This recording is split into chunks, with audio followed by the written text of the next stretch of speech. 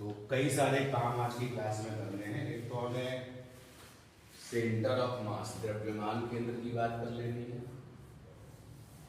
Centre of मास,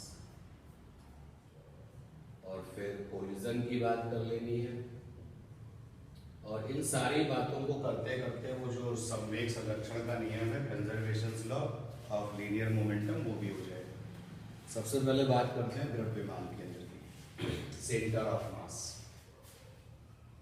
मास को लेकर के आप सब कुछ जानते हो। जैसे आपको पता है कि मास तो एक फंडामेंटल फिजिकल क्वांटिटी है।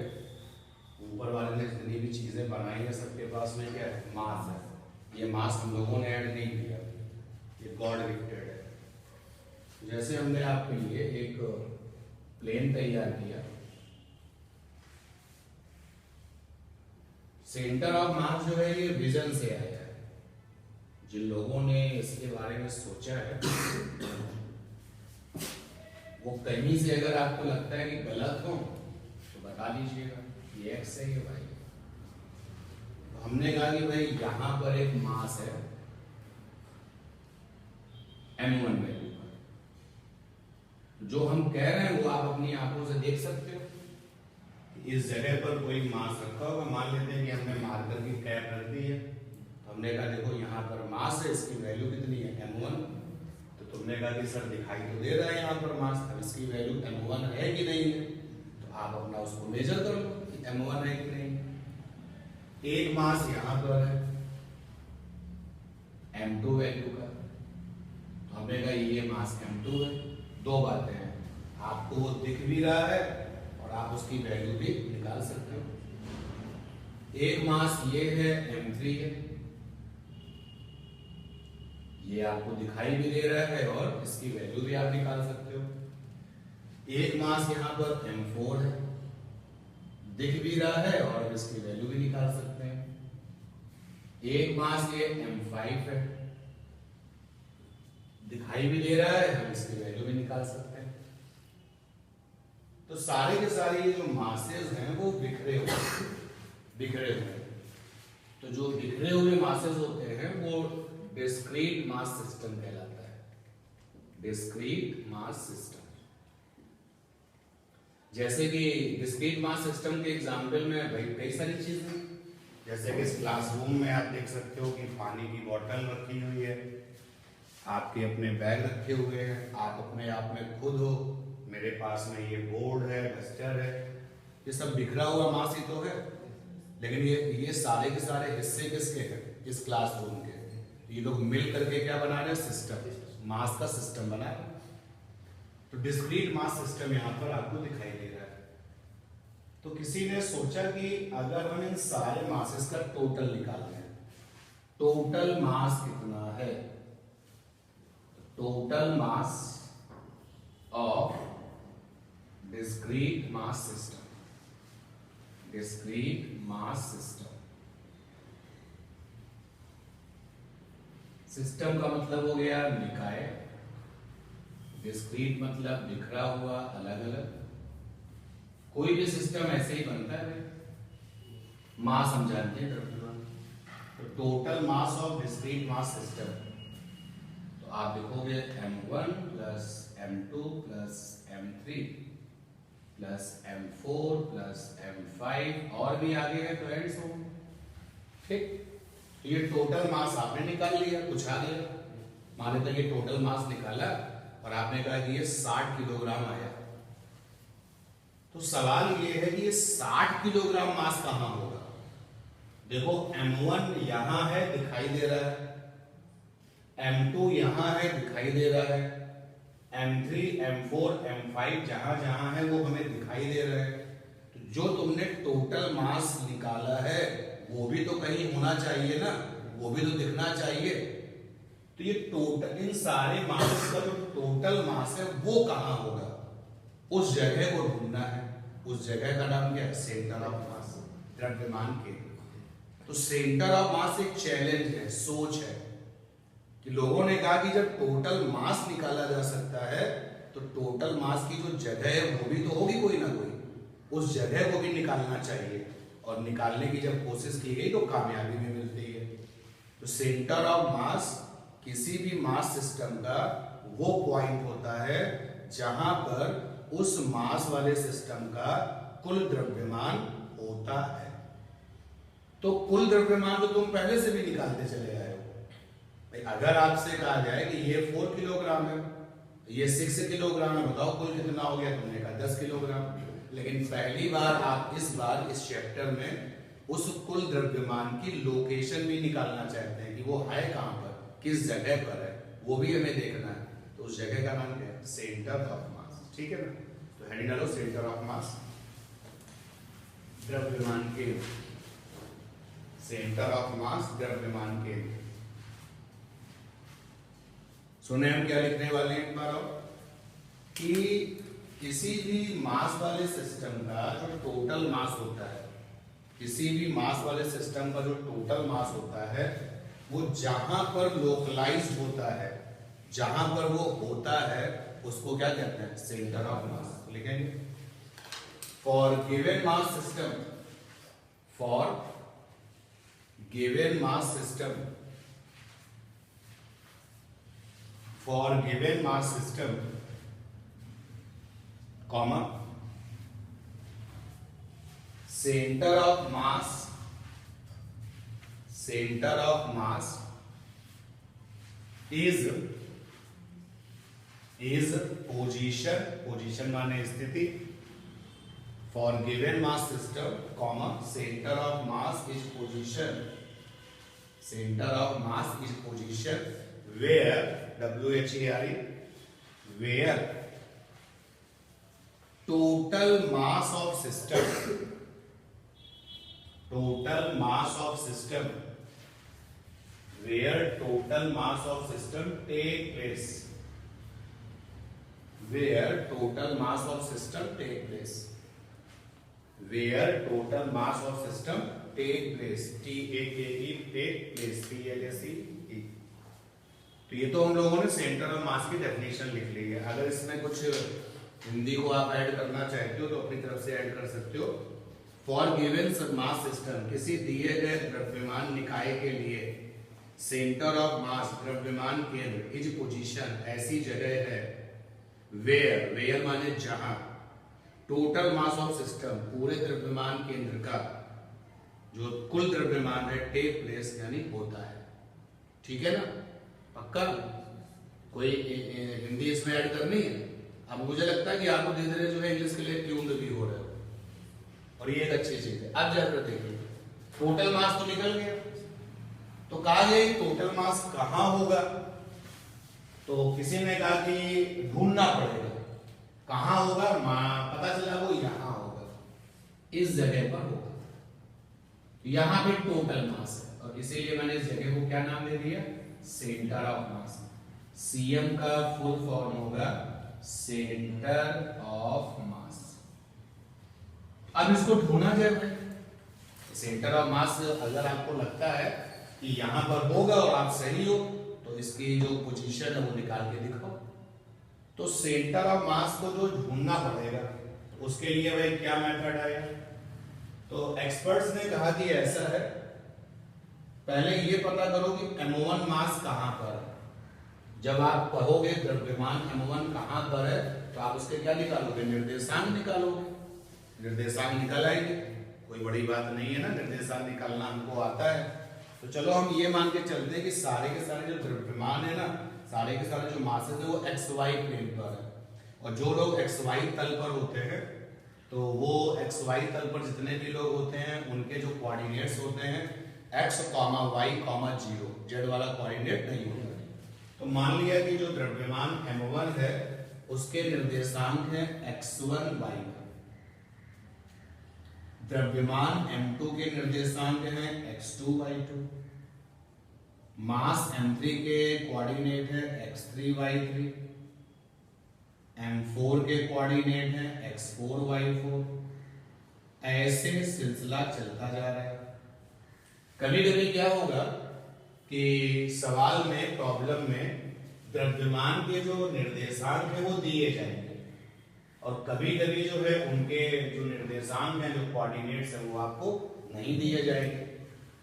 तो जब आपको कोऑर्डिनेट नहीं दिए जाएंगे तो आपको फिर वो कोऑर्डिनेट निकालने पड़ेंगे। तो कैसे निकालेंगे? तो एक्स वाई आपके पास होगा, नहीं होगा तो बना लेंगे, और सारे के सारे जो मासेस होंगे उनको वहां रखेंगे। जब अपनी मर्जी से हम रखेंगे तो कहीं भी रख सकते हैं। तो कुछ मास हमने ओरिजिन पे डाल दिए, मूल बिंदु पे डाल दिए, कुछ मास हमने कहाँ डाल दिए, एक्स एक्सिस पे, कुछ हमने कहाँ डाल दिए, वाई एक्सिस पे, कुछ इधर कुछ उधर। तो उनके निर्देशांक निकालने पड़ेंगे। तो जैसे कोई क्वेश्चन मिलेगा निकालने वाला तो देखेंगे किस तरीके से निकलता है। तो ये सारे के सारे जो द्रव्यमान थे उनके ये निर्देशांक दिए गए थे। तो जो सेंटर ऑफ मास है उसके भी निर्देशांक कुछ ना कुछ होंगे। तो हमने मान लिया कि लेट निर्देशांक यानी coordinate of centre of mass, coordinate of centre of mass, जो सेंटर ऑफ मास के कोऑर्डिनेट हैं वो is x CM comma y CM. CM का मतलब है सेंटर ऑफ मास, ठीक है ना। तो मुझे एक्स सीएम वाई सीएम निकालना है। तो हम लोगों ने सीखा है एक्स सीएम बराबर होता है सिग्मा एम एक्स अपॉन में सिग्मा एम। मतलब एक्स सीएम बराबर हो गया सिग्मा एम एक्स का मतलब हो गया m1 x1 plus m2 x2 plus m3 x3 plus and so on whole upon m1 plus m2 plus m3 plus and so on. ये हम लोगों ने सीखा है। अब ये आता कैसे है? अगर तुमको ये फार्मूला भी चाहिए, वैसे तो हमें इसकी जरूरत नहीं है यहाँ जिस क्लास में हम लोग हैं, लेकिन फिर भी अगर आप इसको जानना चाहोगे तो इसका भी हम आपको एक वीडियो लेक्चर दे सकते हैं, जो कि किस बैच का होगा, 11th क्लास का। ये कैसे आता है तो आप अपनी अपनी जो है नॉलेज के लिए आप उसको देख सकते हो। वाई सीएम बराबर क्या होता है भाई? सिग्मा एम वाई अपॉन में सिग्मा एम। तो वाई सीएम का मतलब ये होता है, इसका क्या मतलब है कि y CM is equal to m1 y1 plus m2 y2 plus m3 y3 plus and so on upon में m1 plus m2 plus m3 plus and so on. ये तुम्हारा HCM निकल आएगा और YCM निकल आएगा ना। तो अब ये HCM निकालने का बड़ी मेहनत के बाद लोगों ने, फिजिक्स के एक्सपर्ट्स ने फार्मूला ढूंढ निकाला। तो जब फार्मूला ढूंढ निकाला तो जो बातें कही जा रही थी वो सत्य हो गई कि टोटल मास तो निकाला जा सकता है, लेकिन टोटल मास कहाँ है ये कैसे पता किया जाए? तो आप पता कर सकते हैं। याद रखना हम लोग डिस्क्रीट मास सिस्टम की बात कर रहे हैं। दो तरीके का मास सिस्टम होता है, वो होता है कॉन्टिन्यूअस सतत, और एक क्या होता है बिखरा हुआ। जैसे इस क्लासरूम में सारे के सारे जो मासेस आपको दिख रहे हैं सब कैसे हैं? डिस्क्रीट है। अच्छा, किसी ने कहा कि नहीं हम तो जो है केवल इसको देखेंगे, जो ये वाटर है उसको देखेंगे, केवल वाटर को देखेंगे। तो वाटर में जो मॉलिक्यूल्स हैं उसी से तो पानी बना हुआ है, लेकिन क्या तुम इस मॉलिक्यूल को अलग कर सकते हो? नहीं। तो यहाँ पर जो मास है वो कैसा है? कॉन्टिन्यूअस है, सतत हो गया, ठीक है ना। तो जब मासेस आपको अलग अलग दिखाई दे तो वो डिस्क्रीट है, और जब आपको सामने वाले के अंदर मासेस अलग अलग ना दिखाई दे तो कैसा हो गया? कॉन्टिन्यूअस। जैसे बोर्ड में कई सारे मासेस है ना, कई सारे मासेस से मिलकर के ये सामने वाला बोर्ड बना, लेकिन मैं आपसे पूछता हूँ कि भाई इसमें तुम्हें कोई अलग मास दिख रहा है? आपने कहा नहीं, तो ये कैसा हो गया? कॉन्टिन्यूअस। आपको जो बात करनी है किसकी बात करें? डिस्क्रीट की। तो XCM निकल गया और YCM निकल गया। जब XCM और YCM निकल गया तो इसके आगे की जो कहानी है उसको देखो भाई। M1 जो है वो मास था, उसके कोऑर्डिनेट x1 y1 थे। M2 मास था, उसके कोऑर्डिनेट x2 y2 थे। M3 जो मास था उसके कोऑर्डिनेट x3 y3 थे, और M4 वाले मास के x4 y4 होते हैं। तो हमें पता है कि एक होता है स्थिति सदिश, पोजीशन वेक्टर। M1 वाले का पोजीशन वेक्टर r1 है, M2 वाले का पोजीशन वेक्टर r2 है, M3 वाले का पोजीशन वेक्टर r3 है, और M4 वाले का पोजीशन वेक्टर क्या है? r4। कैसे समझो बात को भाई? ये आपका x एक्सिस हो गया और ये आपका y एक्सिस हो गया। और ये मान लो जेड एक्सेस है, ये जेड एक्सेस हो गया। कोई द्रव्यमान यहां पर है, m1 मास यहां पर है, तो मैंने इसके निर्देशांक पता किए क्या है, पता चले x, y, z।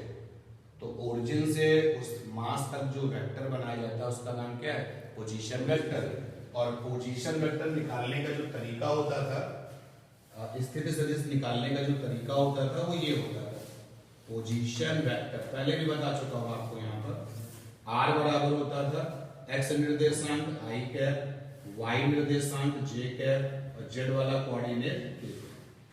x coordinate i cap, y coordinate j cap, z coordinate k cap. तो कभी कभी क्वेश्चन जो है हो सकता है आपसे ये पूछ ले कि मास m1 के पोजीशन वेक्टर हम आपको दे रहे हैं, निर्देशांक नहीं दे रहे हैं। m2 वाले मास का क्या दे रहे हैं, पोजीशन। m3 वाले का भी पोजीशन, m4।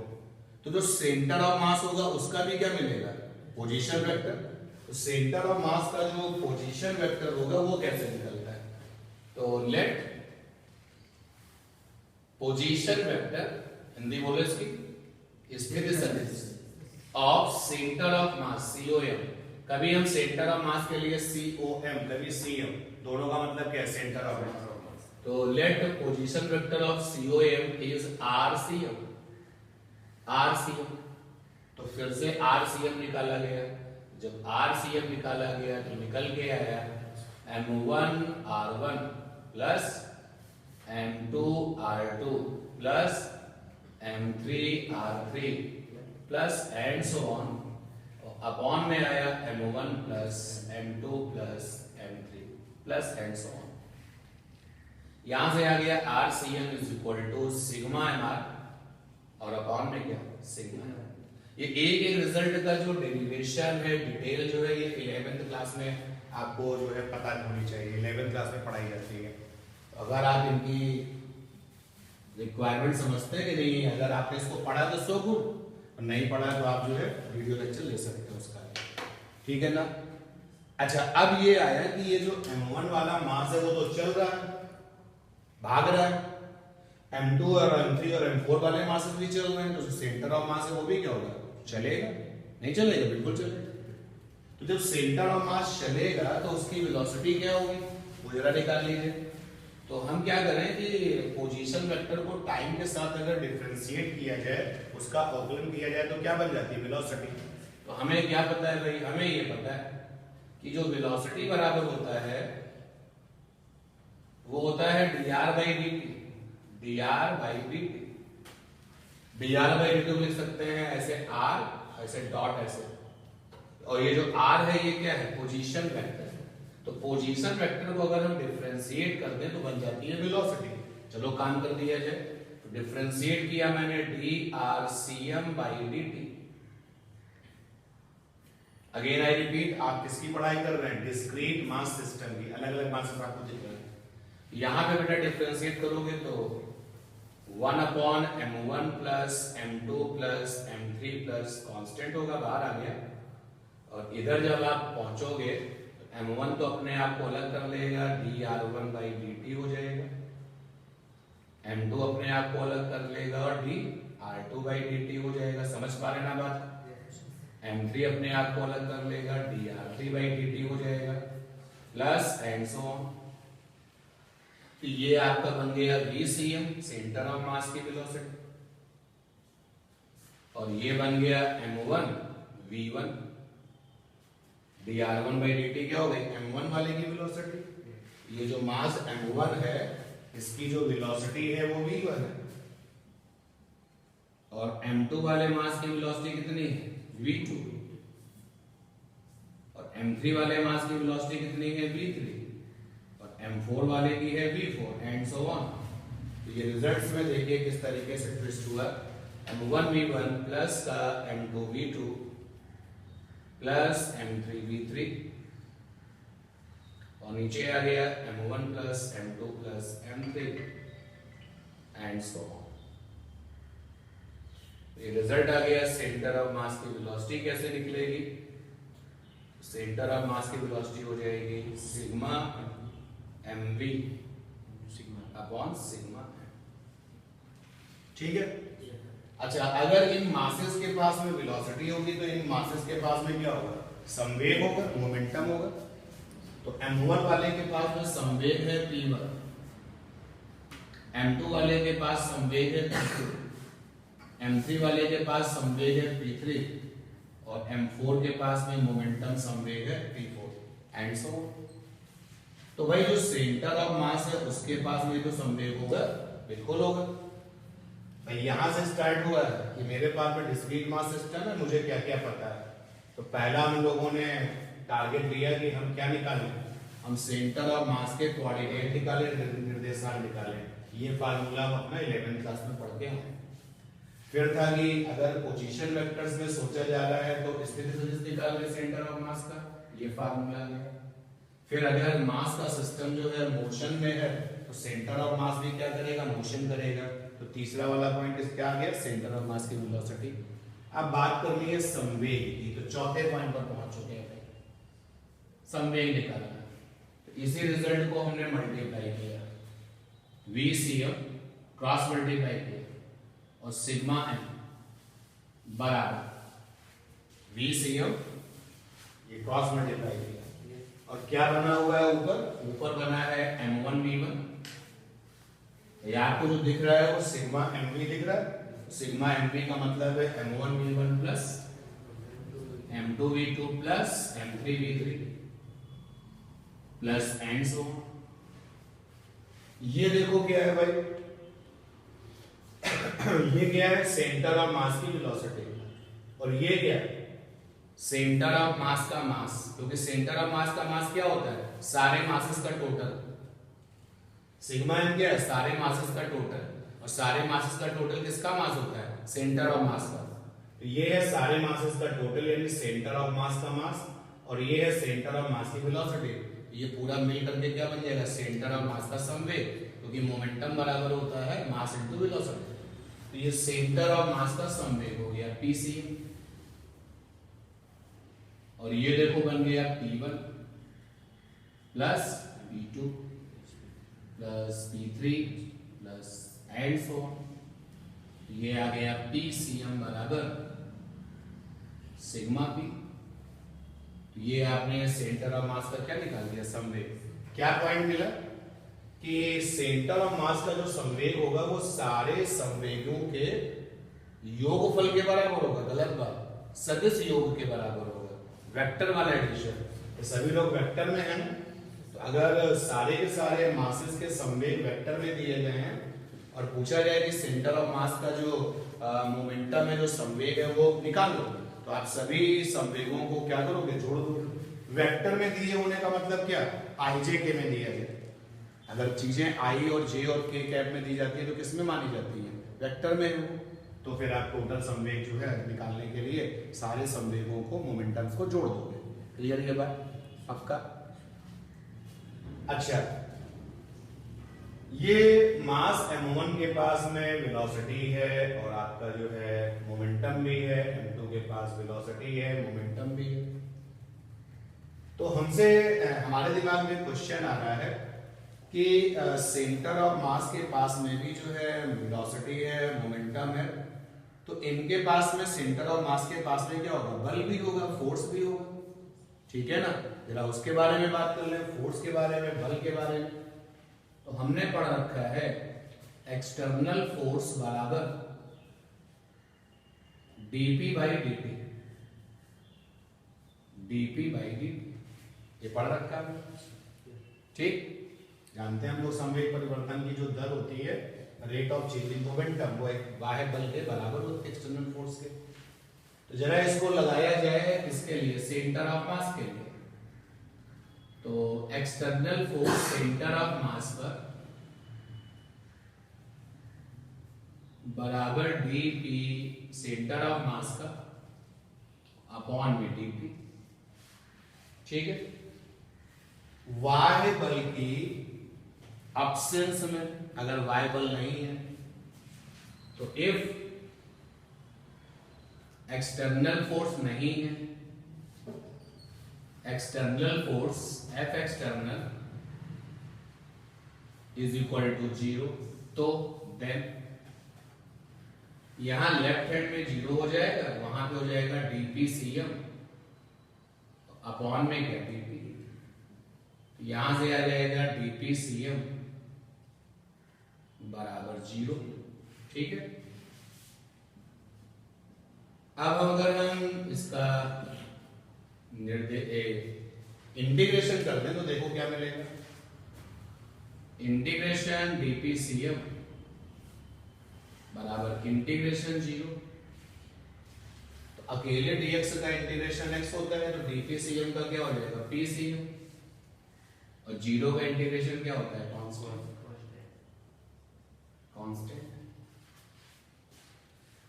और pcm का मतलब क्या है सिग्मा p, यहां से आ गया सिग्मा p बराबर क्या कांस्टेंट, यानी सिग्मा p का मतलब हो गया टोटल मोमेंटम कैसा है कांस्टेंट, यानी कि जितना टोटल मोमेंटम पहले था उतना ही टोटल मोमेंटम बाद में भी होगा। ठीक है ना, इसी को कहते हैं संवेग संरक्षण का नियम। यानी जो पांचवा वाला पॉइंट है वो क्या है, conservation law of momentum, momentum Hindi में कहते हैं संवेग संरक्षण का नियम, संवेग संरक्षण का नियम। क्या हुआ, इसको अगर डिफाइन करना हो, बाह्य बल की मौजूदगी में अगर हम बात करेंगे तो ये एप्लीकेबल नहीं है, गैर मौजूदगी में। जब बाह्य बल नहीं होता है तब निकाय का सिस्टम का कुल संवेग कैसा होता है कांस्टेंट, मतलब जो पहले था वही बाद में होगा। अब ऐसे कौन कौन से एग्जाम्पल हैं जहां पर आपको ये नियम जो है सही दिखाई देता है, तो उसका एक एग्जाम्पल तो यही है, जैसे बंदूक से गोली का निकलना, ये पूरा का पूरा जो फिनोमेना होता है इसमें कोई बाह्य बल नहीं होता है। तो पहले जो है बंदूक जो थी, चलो इसको भी करते हैं, इसका एक एग्जाम्पल ले लेते हैं। मान लेते हैं कि जो गोली है यानी कि बुलेट, उसका जो द्रव्यमान है वो छोटा है, छोटा है, और जो बंदूक है यानी गन, उसका जो द्रव्यमान है वो बड़ा है। तो पहले जो है गोली बंदूक के अंदर है, तो प्रारंभिक संवेग क्या होगा, इनिशियल मोमेंटम। तो इनिशियल मोमेंटम, बंदूक का द्रव्यमान m है, कैपिटल है, लेकिन वो चल नहीं रही है, मोशन नहीं कर रही है, जीरो हो गया वेलोसिटी। और गोली का द्रव्यमान स्मॉल m है, लेकिन वो भी अभी नहीं चल रही, तो क्या हो गया जीरो। तो इनिशियल मोमेंटम यानी pi बराबर आ गया जीरो। फायर करने के बाद, फायर करने के बाद आफ्टर फायर जो बुलेट है, बुलेट वेलोसिटी यानी जो गोली का वेग है वो छोटा v है, और गन वेलोसिटी, बंदूक झटका देती है ना पीछे आ जाती है, तो गन का जो वेलोसिटी है वो बड़ा v। तो अब जरा निकाल दिया जाए final momentum, final momentum p final, ये हो जाएगा छोटा m साथ में v और बड़ा M साथ में capital V। Velocity vector quantities है ना, ये आ गया हमारा क्या फाइनल मोमेंटम।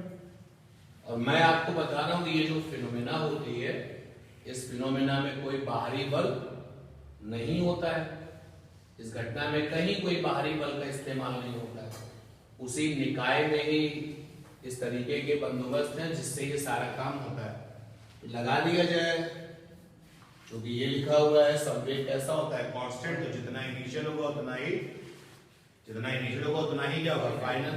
लगाया गया फंडा में पी आई बराबर क्या पी एफ, तो पी आई क्या है जीरो है, पी एफ क्या है छोटा एम छोटा v और बड़ा एम बड़ा v।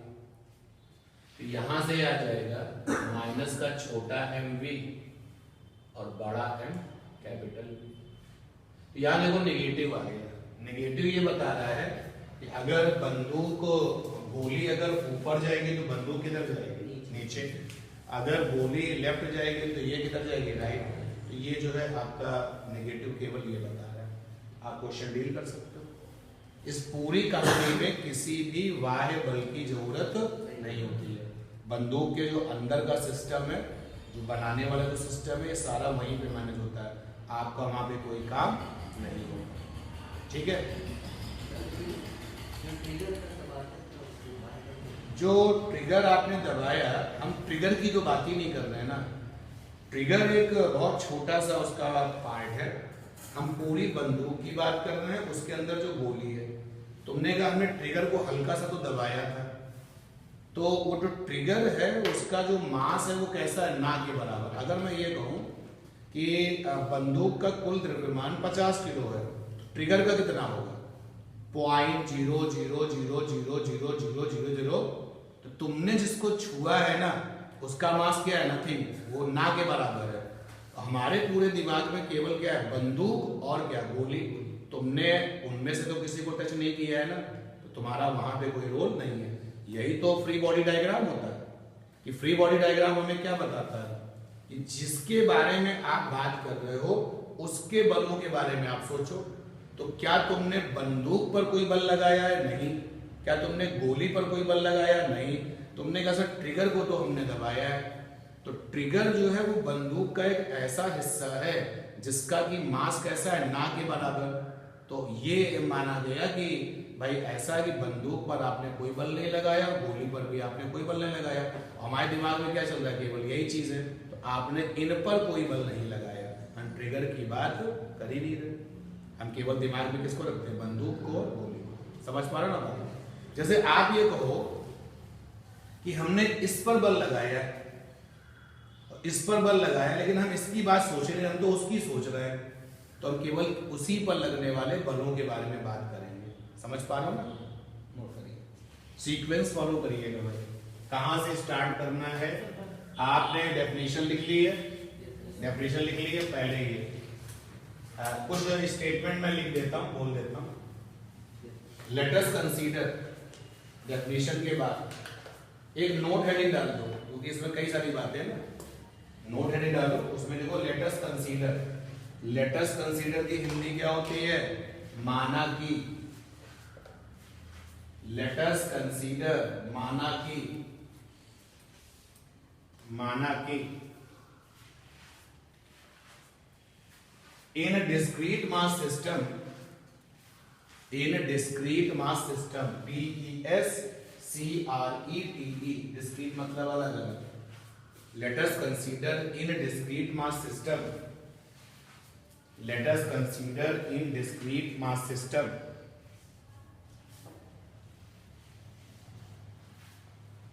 let us consider in discrete mass system, masses are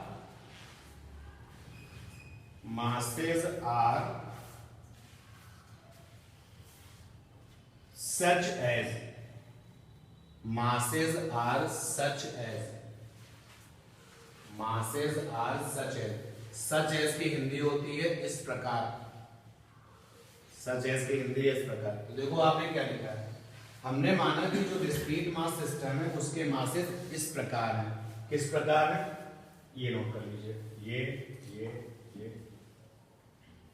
फिर पहला पॉइंट, दूसरा पॉइंट, फिर तीसरा पॉइंट, फिर चौथा पॉइंट, फिर पांचवा पॉइंट, और वो वाला है नोट एग्जाम्पल। पहला जो क्वेश्चन है, लोकेट सीएम, सीएम का लोकेशन बताइए, जिसमें कि मास सिस्टम है 1 किलोग्राम, 2 किलोग्राम, 3 किलोग्राम, जो कि रखे हैं placed at corners of A equilateral triangle, equilateral triangle समबाहु त्रिभुज ऑफ द साइड 1 मीटर। ये है पहला क्वेश्चन कि समबाहु त्रिभुज जो है वो 1 मीटर साइड का है और उसके कॉर्नर्स पर, कोनों पर ये मासेस रखे हुए हैं। जब आप इस क्वेश्चन के बारे में सोचना शुरू करेंगे, आगे बढ़ना शुरू करेंगे, ये समबाहु त्रिभुज बना लिया आपने।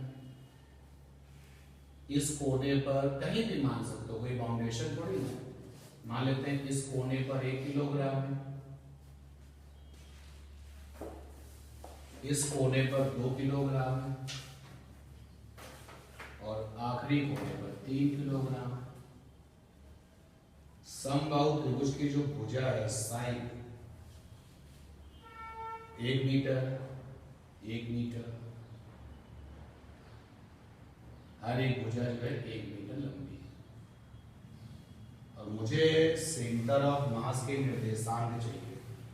तो इस वाले सवाल में हमें पहले निकाय के जो मासेज हैं, जो आपका सिस्टम है मास वाला, उसके जो मासेज हैं उनका क्या निकालना होगा, निर्देशांक। और निर्देशांक तब तक नहीं निकलेगा जब तक कि ये कोऑर्डिनेट सिस्टम में ना जाए। और इस बात का हमेशा ध्यान रखना कि जब तुम्हें निर्देशांक निकालना ही होंगे ना, तो जेड एक्सेस तुम्हें नहीं मिलेगा, हमेशा केवल क्या एक्स है। तो निर्देशांक निकालने के लिए हमने एक्स और वाई बनाने हैं। जब खुद को ये मौका मिलता है कि निर्देशांक निकालने हैं, तो कुछ ऐसा किया करो कि एक जो पॉइंट है उसके निर्देशांक 0 0 हो जाए। देखो मैंने कर लिया, 1 kg के निर्देशांक क्या होगा, 0 0 हो गए। और 2 किलोग्राम में कितने हो गए, 1 0, यहां से यहां तक की दूरी 1 है। अब इसके 3 किलोग्राम वाले के निर्देशांक निकालने पड़ेंगे। ये एक टफ काम है कि 3 किलोग्राम के निर्देशांक क्या होंगे।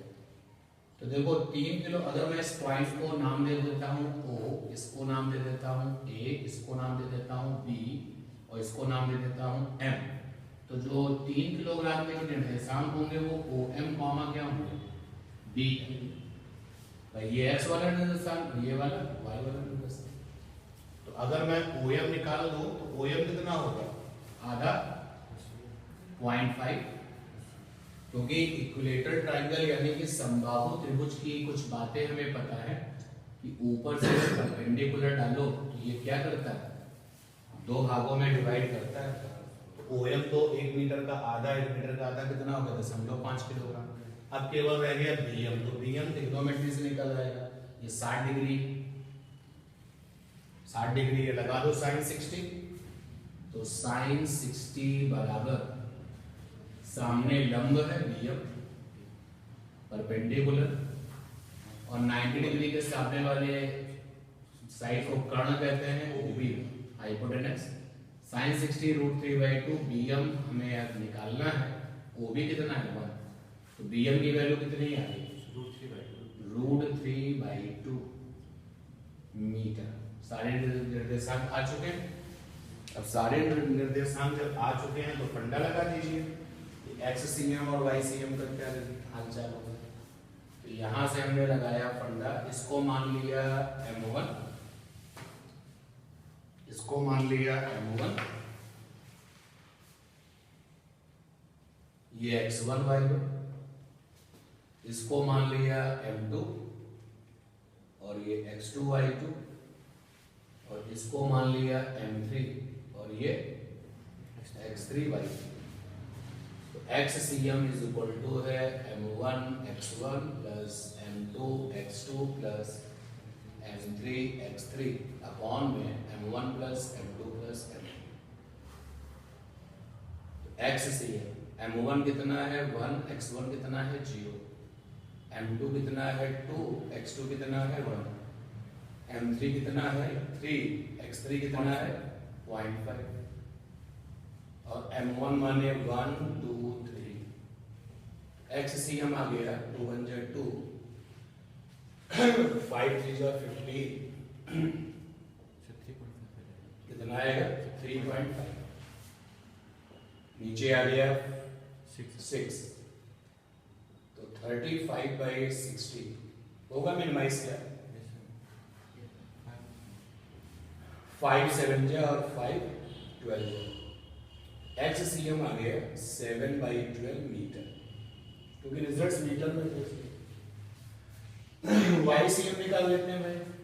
YCM का फार्मूला, अब formula M1 Y1, 1 y1 0, m2 y2 2 0, m3 y3 3 √3/2 और अपॉन में होगा m1 plus m2 plus m3। ये आ गया 3√3, नीचे आ जाएगा 6 × 2, 3 2 जा 6, कितना आ गया √3/4 मीटर। आंसर आ जाएगा, कोऑर्डिनेट है XCM YCM, तो XCM की वैल्यू है 7/12 मीटर, YCM की वैल्यू है √3/4। क्या ये आंसर सभी का होगा? आंसर है नहीं, ऐसा जरूरी नहीं है भाई। तुमने जो है ना 1 किलोग्राम वाले को यहां रखा, कोई अगर 2 किलोग्राम वाले को यहां रखे तो आंसर क्या हो जाएगा? बदल जाएगा। आंसर देखने में बदल जाएगा, लेकिन लोकेशन वाइज सेंटर ऑफ मास अपनी जगह नहीं बदलेगा। जैसे मान लो कि तुमने ये ग्राफ पेपर में इस जगह को ढूंढा, इस निर्देशांक वाली जगह को ढूंढा, कोऑर्डिनेट, तो कोऑर्डिनेट को जब ढूंढा तो वो यहां मिला, सपोज कर लो यहां मिला, तो हर किसी को मिलेगा तो यहीं पर ही मिलेगा। कोऑर्डिनेट देखने में अलग अलग होंगे। जैसे किसी को ओरिजिन 0 0 पे दिखता है और कोई कहता है नहीं ओरिजिन तो h, k पर है, तो निर्देशांकों के हिसाब से तो अलग अलग है, लेकिन ओरिजिन तो अपनी जगह पे है ना। ओरिजिन तो हमेशा x y z का क्या होगा? कटान बिंदु होगा। उसी तरीके से आंसर अलग अलग हो सकते हैं, लेकिन जो जगह होगी सेंटर ऑफ मास की वो तो सबके लिए एक जैसी होगी। ये था पहला क्वेश्चन। कहीं कोई समस्या? अब देखते हैं दूसरा क्वेश्चन। दूसरे क्वेश्चन में भी कुछ काम अगर करना है, हाँ, निर्देशांक खुद निकालने पड़ेंगे। तो ऐसे क्वेश्चन जिनके निर्देशांक आपको खुद निकालने पड़ेंगे वो थोड़ा सा आपसे समय मांगेंगे। Second number question, 2 milligram, 4 milligram, 6 milligram के जो कण हैं, पार्टिकल्स हैं, are placed at the mid points of the sides मतलब भुजा of triangle having each side 2 centimetre. एक इक्विलेटरल ट्राइंगल है,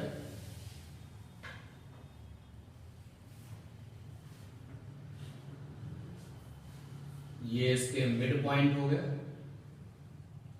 मिड पॉइंट 2 मिलीग्राम मान लेते हैं यहां,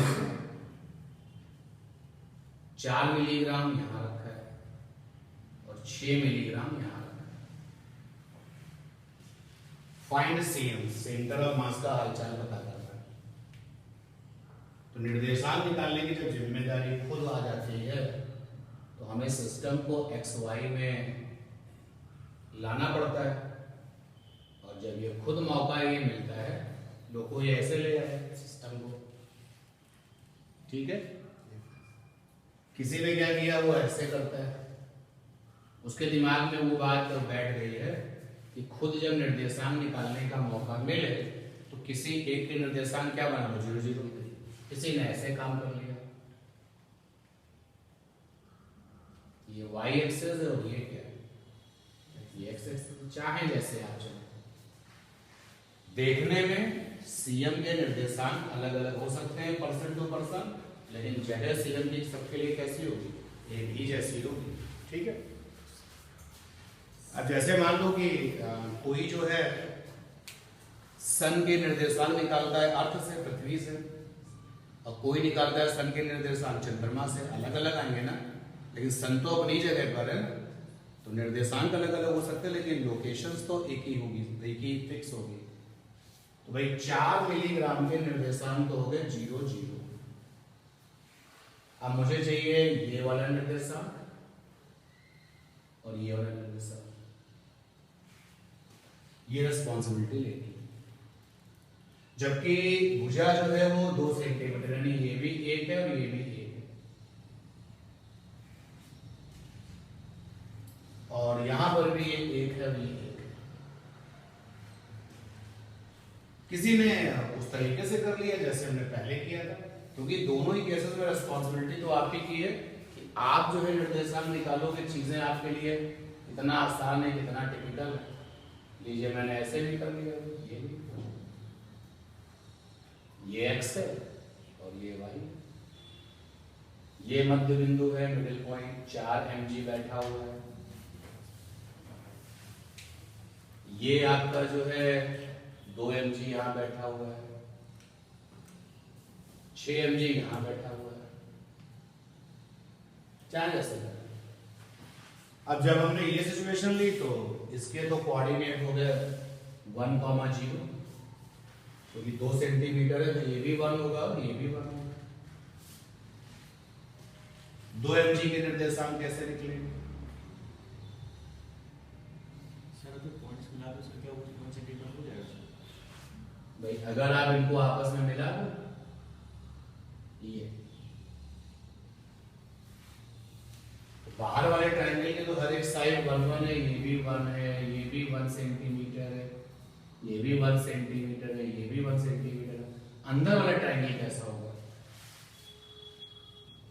देखो ये तो 60 है ना, ये 60 है।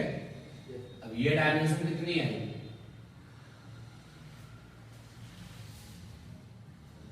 अगर ये भी 1 आ जाए तो बात बन जाएगी।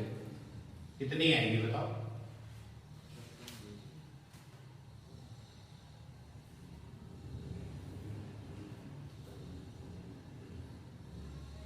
एंगल्स का पता कर लो तो बात बन जाएगी। अगर आप इसको मिलाते हैं, ये 90 होता है, ये 60 है तो ये भी 60 होगा, ये 60 है।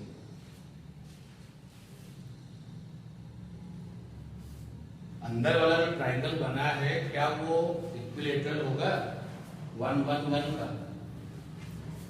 या ये हमें जानकारी पहले से है कि अगर किसी इक्विलेटरल ट्रायंगल्स के मिडिल पॉइंट्स को मिलाया जाए तो अंदर जो ट्रायंगल बनता है वो भी कैसा होता है? इक्विलेटरल।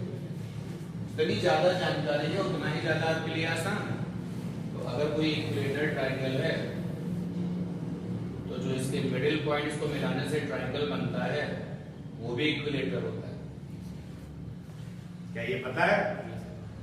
नहीं पता? अगर नहीं पता है तो मुझे बता दो। नहीं पता, चलो मान लेते हैं कि ये भाई x है, ये x है, ये भी x हो गया, केवल यही तो दिक्कत कर रहा है। और ये वाला एंगल कितना है? 60। और ये भी आपका x है, ये भी x है, ये भी x है, ये दिक्कत कर रहा है, ये दिक्कत कर रहा है। ये एंगल भी कितना है? 60। ये वाला एंगल भी कितना है? 60। कोई तरीका निकालो, ढूंढो, सोचो।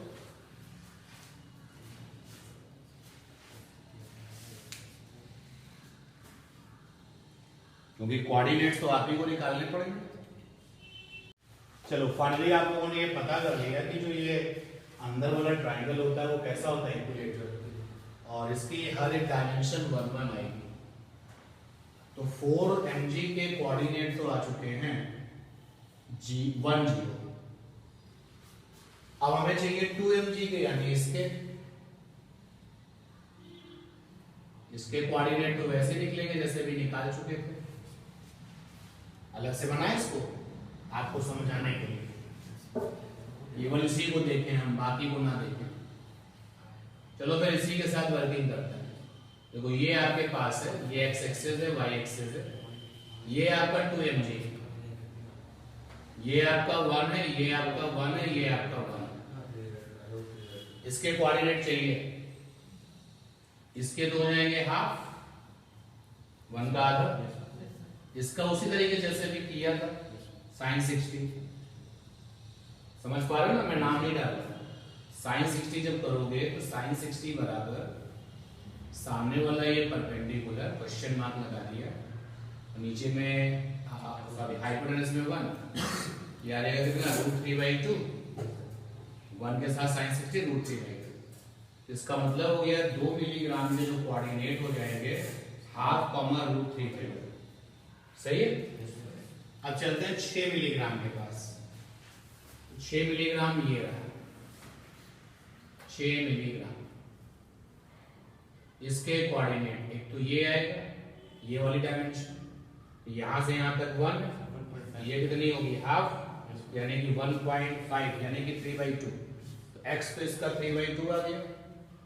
6 mg का x तो 3/2 आ गया, और y वही आएगा जो इसका आएगा, y वही आएगा जो इसका आएगा, कितना आएगा √3/2। समझ पा रहे हैं बात को? अब आपके लिए क्वेश्चन क्या है, आसान। फिर से आपने लिखा xcm इज इक्वल टू, दिमाग में फंडा m1 इसको लिया, x1 ये, m2 इसको लिया, x2 ये, m3 इसको लिया, x3 ये, नीचे सारे मासेस का समेशन 4 2 6 और 6 12, xcm आ गया, 2 से 2 कैंसिल, 2 3 जा, 3 3 जा 9, 1 10 14 by 12, कितना आ गया 7/6 सेंटीमीटर। y से m1 इसको लिया, y1 0, m2 इसको लिया, y2, m3 इसको लिया, y3, नीचे सभी मासेस का समेशन 6 2 8 4 12, ycm आ गया, यहां से √3, यहां 3√3, 4√3/12, 4 3 जा गया, ycm आ गया √3/2 सेंटीमीटर। आंसर हो जाएगा नीचे 4 3 जा, सॉरी √3/3 आ जाएगा answer xcm, ycm, xcm after the hard work 7/6 और ycm √3/2 सेंटीमीटर सेंटीमीटर। हो गया दूसरा क्वेश्चन, ठीक। अगला तीसरा देखो, तीसरा आसान, 6 किलोग्राम का पोजीशन ये है, वेक्टर स्टाइल में है तो ये पोजीशन वेक्टर है, और 2 किलोग्राम का पोजीशन वेक्टर ये है, तो मुझे सीएम का क्या चाहिए, पोजीशन वेक्टर। क्या फंडा होता है भैया, तीसरे क्वेश्चन के लिए जा रहे हैं, तो RCM इज इक्वल टू, फंडा आपके दिमाग में m1 minus 6r1 6i minus 7j, m2 आपके पास है 2, r2 कितना 2i प्लस का 10j माइनस का 8k, नीचे होता है m1 प्लस m2 यानी कि 8। RCM इज इक्वल टू हो जाएगा i का i के साथ कितना आ जाएगा 40 आएगा, अरे सारे बड़े बच्चे हैं क्लास में, 36 और ये 40, सही है, j का j के साथ, तो माइनस का 42 और प्लस का 20 कितना आ जाएगा, माइनस का 22 माइनस का 22j है, k का k के साथ देखो कितना है 16k, अपॉन में कितना आ गया 8, अलग अलग 8 को डिवाइड कर दो सभी में, ये आ जाएगा 5 के माइनस 11j/4 और k में 2k, ये आंसर। तीसरा अलग अलग 8 को डिवाइड किया, यहाँ पे डिवाइड किया 8 5 जा 8 5 40, यहाँ पे 11/4, यहाँ पे 16 2 आगे। इसके बाद जरा देखिए आप चौथा क्वेश्चन, चौथे क्वेश्चन में आपको जो है 7 4 10 ये मासेस दिए गए, इनकी लोकेशन दी गई है, x y z कोऑर्डिनेट दिए गए और पोजीशन कोऑर्डिनेट पूछा गया सीएम का। तो मैंने अभी जब आर्टिकल आपको बताया था, ये भी तो सिखा दिया था कि अगर आपको पोजीशन वेक्टर निकालना हो तो क्या होता है, x coordinate i cap, y coordinate j cap, z coordinate k cap. तो मैं स्पेस तैयार करता हूं क्वेश्चन नंबर 3 से और बात करता हूं क्वेश्चन नंबर 4 की। देखिए भाई क्वेश्चन नंबर 4 की बात करता हूं, सॉल्व क्वेश्चन नंबर 4। पहला वाला जो 7 है इसका R1 क्या होगा, x coordinate i cap, y coordinate j cap, z coordinate k, z coordinate minus करते हैं, ठीक है। दूसरा वाला 4 इसका कोऑर्डिनेट हो जाएगा 2i cap plus 5j cap plus 7k। तीसरा है आपका 10, कोऑर्डिनेट हो जाएगा 3i cap plus 3j cap minus का 3k। माइनस का के केवल के है। तो ये क्वेश्चन फिर से वही बन गया नंबर 3 वाला ना। फिर से आपने फंडा लगाया क्या है, RCM is equal to M1 R1 direct चलते हैं, कितना आ जाएगा 7i cap 35j cap minus 21k plus M2 R2 कितना आ जाएगा 8i cap plus 20j cap plus 28k cap और M3 R3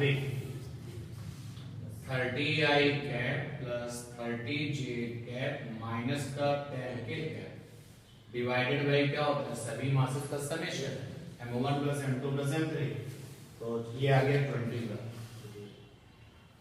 क्या है RCM भैया, आई वाले देखो क्या है 38 और 7 42, तो 40 हाँ 45, ये आ गया आई वाला आ गया 45 आई कैप, जरा जे वालों को देखो 50 85 जे और के कैप वाले कितने हो गए 21 और 30 यानी कि 31, हाँ -3 के। और कैलकुलेशन का जो काम है वो हम लोग अपनी अपनी एबिलिटी के हिसाब से कर रहे हैं। ये आ गया RCM, चाहो तो अलग डिवाइड कर दो 21 को, ठीक है। तो ये चौथा क्वेश्चन हो गया। पांचवा जरा देखेंगे क्वेश्चन नंबर 5, क्वेश्चन नंबर 5 ये हो गया आपका चौथा क्वेश्चन। पांचवें क्वेश्चन में देखो वेलोसिटी मांगी गई है, पांचवा क्वेश्चन 10 किलोग्राम 2 किलोग्राम की वेलोसिटीज ये है, सेंटर ऑफ मास की वेलोसिटी पूछी गई है। क्या फंडा होता है VCM M1 माने 10 V1 2i 7j 3k, M2 तुम्हारा है 2 और V2 हो गया 10i 35j और माइनस 3k का अपॉन में होता है M1 प्लस M2, तो 10 और 2 12। VCM आ गया 20i इधर से और माइनस का 20i उधर से, i तो खत्म हो गया। J को देखो माइनस का 70j इधर से और प्लस का 70j इधर से, ये भी खत्म हो गया। K को देखो 30k कैप इधर से और माइनस का 6k कैप इधर से, तो 30k कैप माइनस 6k कितना 24k, 24k अपॉन कितना आ गया 2k। अब देखो VCM में अकेला k कैप आया ना, अकेला, इससे ये पता चलता है कि VCM किधर जा रहा है z एक्सिस पे। अकेला अगर k कैप है तो z एक्सिस, अकेला i कैप है तो x एक्सिस, अकेला y कैप है तो j कैप है तो y एक्सिस। और छोटा सा क्वेश्चन एक और रह गया है, सॉल्व नंबर 6। गन ने बुलेट फायर की 50 ग्राम की है, स्पीड है इसकी बुलेट की 1000, वेलोसिटी ऑफ गन चाहिए, जबकि गन का मास कितना 80 किलोग्राम। तो हमको पता है कि छोटा m छोटा v माइनस का बड़ा m बड़ा v। छोटा m बुलेट का है 50 ग्राम है, SI में रहो 1000 नीचे डिवाइड कर दो किलोग्राम के लिए। वेलोसिटी कितनी है आपकी बुलेट की 1000, बड़ा m हो गया 80 किलोग्राम, बड़ा v, तो बड़े v की वैल्यू निकल आएगी, कितनी निकल आएगी बड़े v की वैल्यू 50/80 यानी कि माइनस का 5/8 मीटर पर सेकंड, SI में की है। तो ये केवल ये मैसेज दे रहा है कि आपके पास में जो बुलेट है अगर वो ऊपर जा रही है तो गन नीचे जा रही है, अगर बुलेट आगे गई है तो गन पीछे। हो गए सारे क्वेश्चन, ठीक है।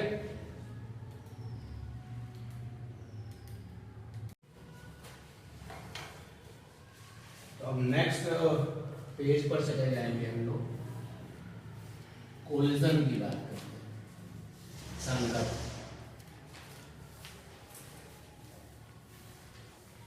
अब जब आप इस आर्टिकल को पढ़ेंगे ना तो एक सबसे जो इम्पोर्टेंट बात है, रफ वर्क समझ लो उसको, कि यहां पर बाह्य बल नहीं होगा, बाह्य बल यानी कि एक्सटर्नल फोर्स नहीं होगा। इस पूरे चैप्टर के बेसिक्स में आएगा। अब बाह्य बल नहीं होगा तो कोलिजन कैसे होगा? कोलिजन का मतलब क्या होता है? कोलिजन का मतलब होता है कि जब दो लोगों में कोलिजन क्या होता है? जब दो बॉडीज में मोमेंटम यानी कि संवेग का ट्रांसफॉर्मेशन स्थानांतरण होता है इंटरनल फोर्सेस, आंतरिक बल। इंटरनल फोर्सेस में तुम्हारा गुरुत्वाकर्षण बल आ जाता है, ग्रेविटेशनल फोर्स, ये तुम नहीं लगाते, ये अपने आप बनता है। जिसको इंटरनल फोर्सेस को क्या कहते हैं? नहीं, आंतरिक बल। इंटरनल का मतलब है आंतरिक, इनिशियल मतलब प्रारंभिक, ठीक है। तो जब दो बॉडीज में मोमेंटम का ट्रांसफॉर्मेशन होता है, इंटरनल फोर्सेस, आंतरिक बल, आंतरिक बल में आता है ग्रेविटेशनल फोर्स, गुरुत्वाकर्षण बल, विद्युत बल, इलेक्ट्रिक फोर्स, यानी जिनको तुमने नहीं बनाया, ये समझ लो सीधा सीधा, जिन बलों को आपने नहीं बनाया, आपने लगाया, वो कौन है? इंटरनल। और भी जो भी नाम आ जाए। तो जब दो बॉडीज में मोमेंटम का ट्रांसफॉर्मेशन होता है इंटरनल फोर्सेस के कारण, तब ये फिनोमेना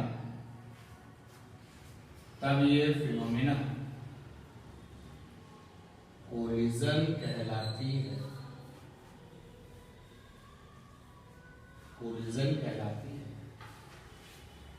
अच्छा, अगर हमें यह लगता है कि कोलिजन का मतलब है टकराना, तो गलत लगता है। हाँ, कोलिजन में टकराव हो सकता है, लेकिन कोई ये सोचे कि नहीं कोलिजन का मतलब है टकराना, तो गलत बात है। जैसे देखो, एक एग्जाम्पल से समझते हैं। यहां एक धन आवेश रखा था विरामावस्था में, और ये एक ऋणावेश है जो कि चल रहा था।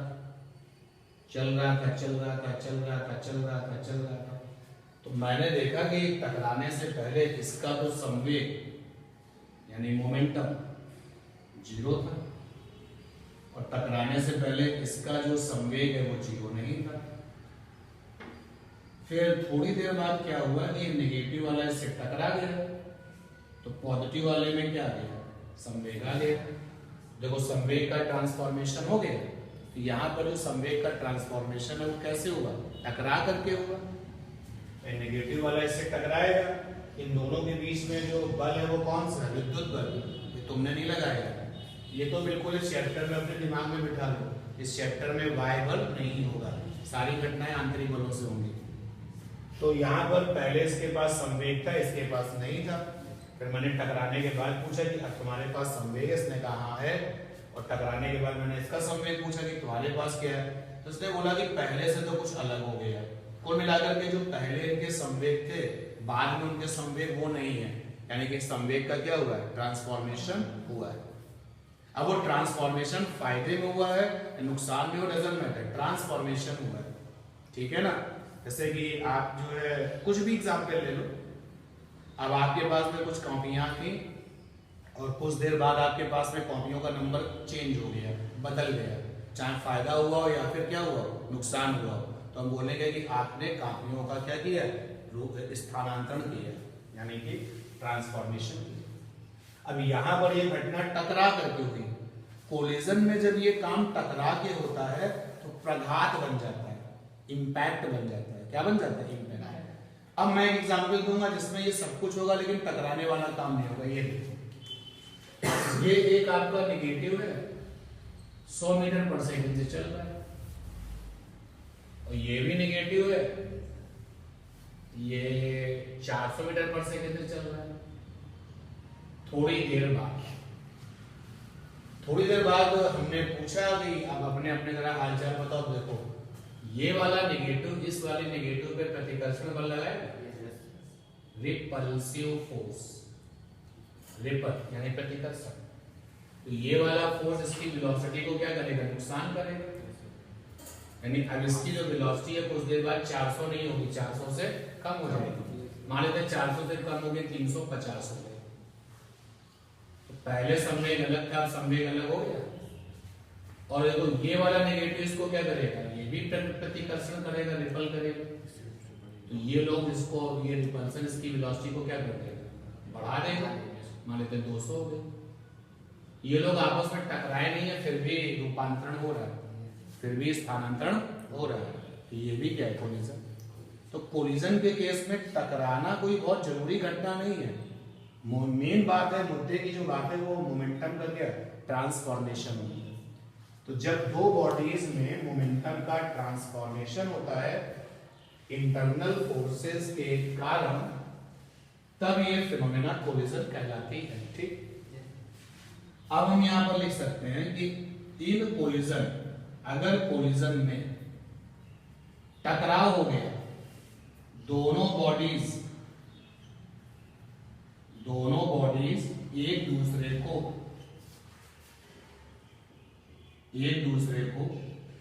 टच करती हैं। अगर उन्होंने एक दूसरे को टच किया है, टच करती हैं, तो इसे कोलिजन का इंपैक्ट कहते हैं। इंपैक्ट मतलब प्रकार कहते हैं।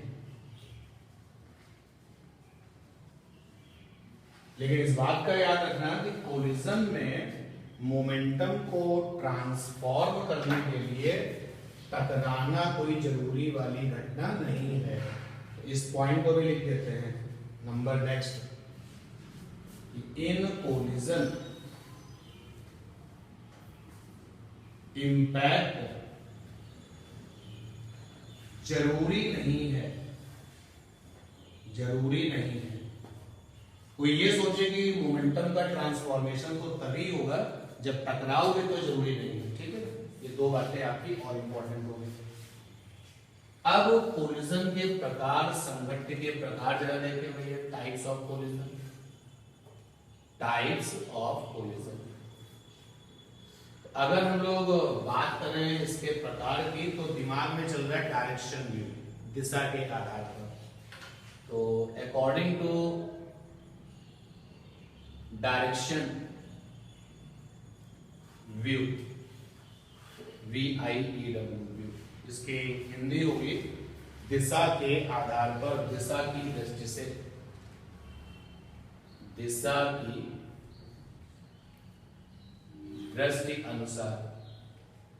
तो कोलिजन में जब लोग दिशाओं पे ध्यान देते हैं, डायरेक्शंस पे ध्यान देते हैं, तो अकॉर्डिंग टू डायरेक्शन व्यू जो कोलिजन है वो दो तरीके का है, टू टाइप्स। पहला है head on collision, head on collision. और हेड ऑन कोलिजन को वन डायमेंशन कोलिजन भी कहा जाता है, one dimension collision, one dimension collision. क्या होता है वन डायमेंशन? कोलिजन से पहले लाइन ऑफ मोशन, भाई जब कोई चीज चलती है तो उसके मोशन का एक लाइन होता है ना, कि इस लाइन पे चल रही है। तो अगर कोलिजन से पहले लाइन ऑफ मोशन और कोलिजन के बाद लाइन ऑफ मोशन नहीं बदलता है, ये क्या कहलाता है, वन डायमेंशन हेड ऑन। तो जब line of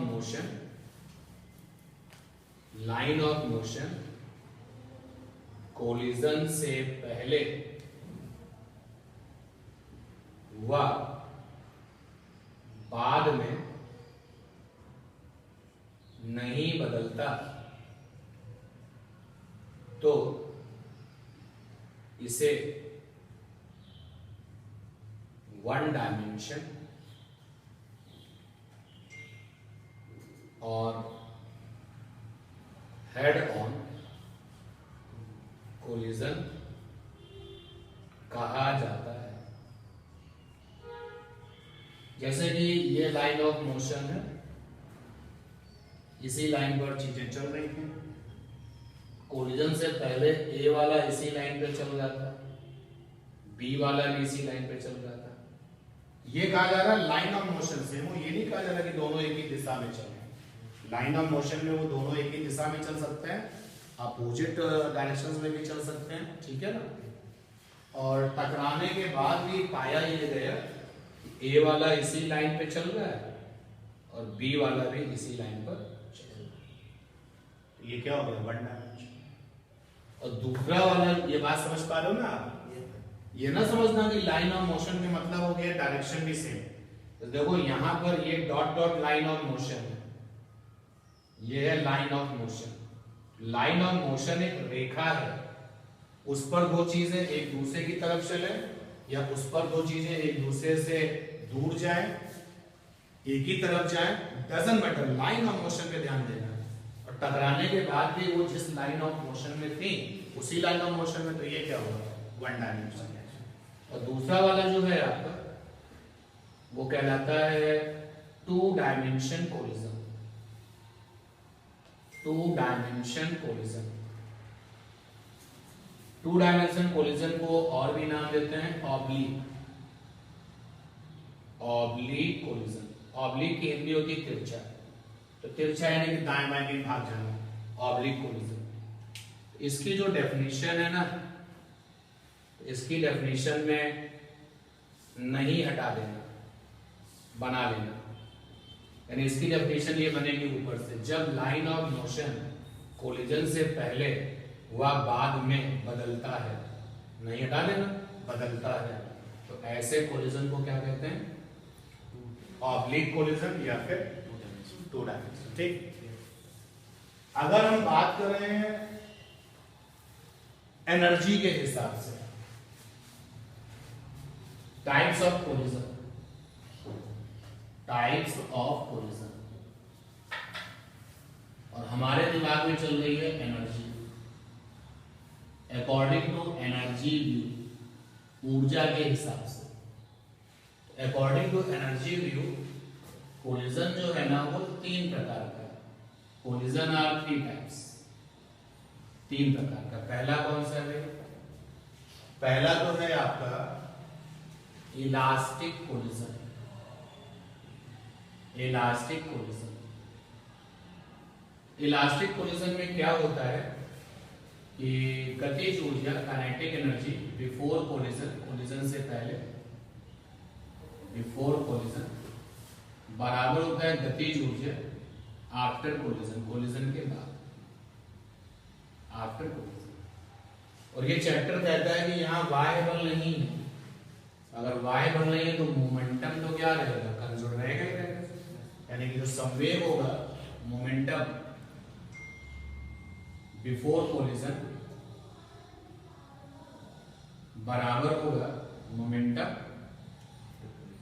after collision, collision के बाद। तो कोई पूछता है कि इलास्टिक कोलिजन की सबसे इंपॉर्टेंट बात क्या है, गतिज ऊर्जा, क्योंकि जब वाय बल है ही नहीं तो मोमेंटम तो कंजर्व रहेगा ही रहेगा। समझ पा रहे ना बात को? अगर वाय बल नहीं तो मोमेंटम हमेशा क्या रहता है, कांस्टेंट। दूसरा है आपका in elastic collision, in elastic collision. इसमें क्या होता है, ऐसा करते हैं गतिज ऊर्जा को के लिख देते हैं, आई माने इनिशियल। कोलिजन से जो पहले है वो क्या कहलाता है, इनिशियल, और कोलिजन के बाद वाला क्या कहलाता है, फाइनल। और संवेग को पी आई और इधर संवेग को P five. In elastic collision में के आई और के एफ बराबर नहीं होते हैं, लेकिन पी आई और पी एफ को तो बराबर होना ही पड़ेगा रफ वर्क की वजह से, ठीक है ना। ये हो गया इन इलास्टिक कोलिजन। और तीसरा होता है आपका perfect inelastic. Perfect inelastic collision, ये आपका क्या है भाई, परफेक्ट इनइलास्टिक। तो परफेक्ट इनइलास्टिक कोलिजन की जो पहली बात है कि KI और KF बराबर नहीं होते हैं, पहली बात। दूसरी, PI और PF बराबर होते हैं। और जो तीसरी बात है वो ये कि यहाँ कोलिजन के बाद दोनों चीजें, दोनों बॉडीज आपस में चिपक जाती हैं। आफ्टर कोलिजन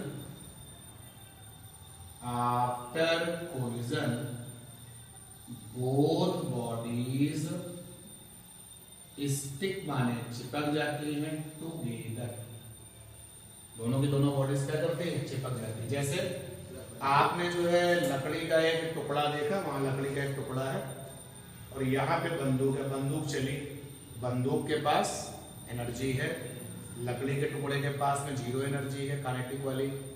बंदूक लकड़ी के टुकड़े में धंस गई, अब दोनों लोग साथ साथ चलने लगे।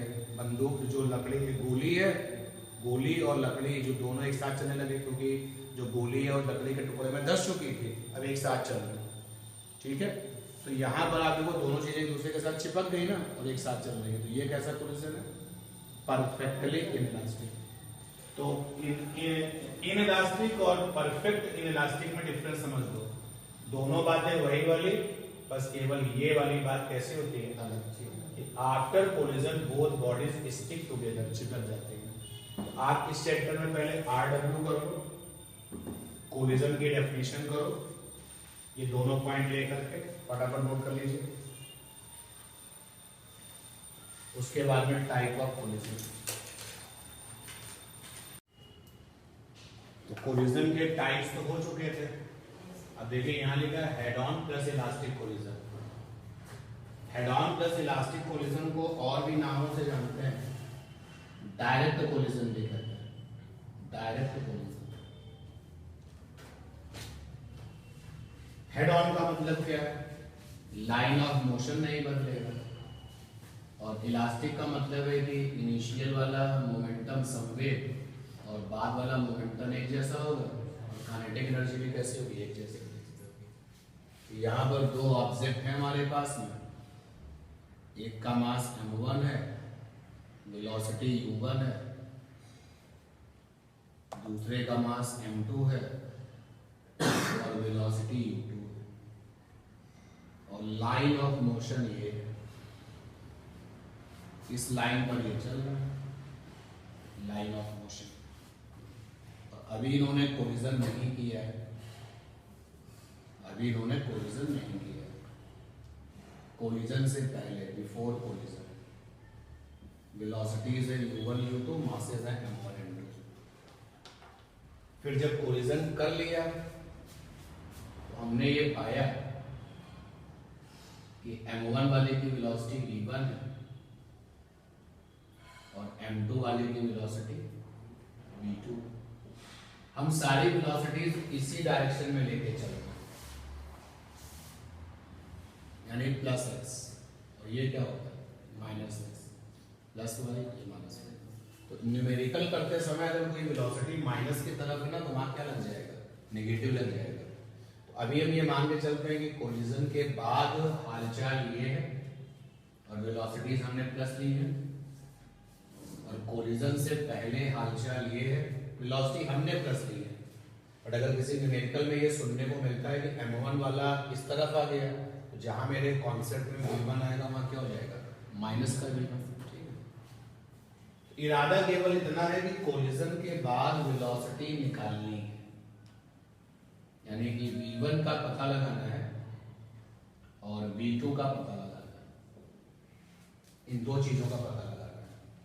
ये हमें दिया जा रहा है, ये गिवन है, वो हमको बता रहे हैं कि ये दो मासेस हैं, और वो हमको ये भी बता रहे हैं कि दोनों की वेलोसिटीज u1 u2 है।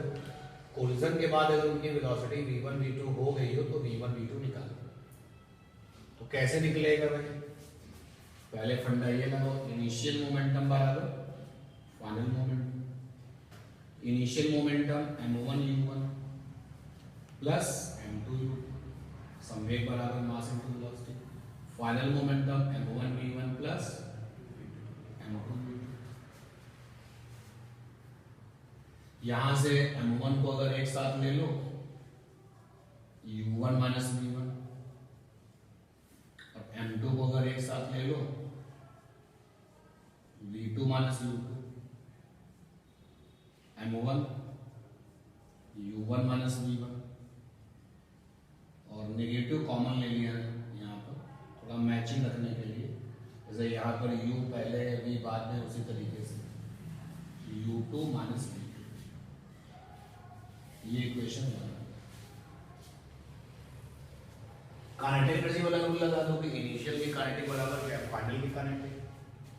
इनिशियल की काइनेटिक बराबर है फाइनल की काइनेटिक। कितनी इनिशियल की kinetic? Half m1 u1 square plus half m2 u2 square, इधर half m1 v1 square plus half m2 v2 square.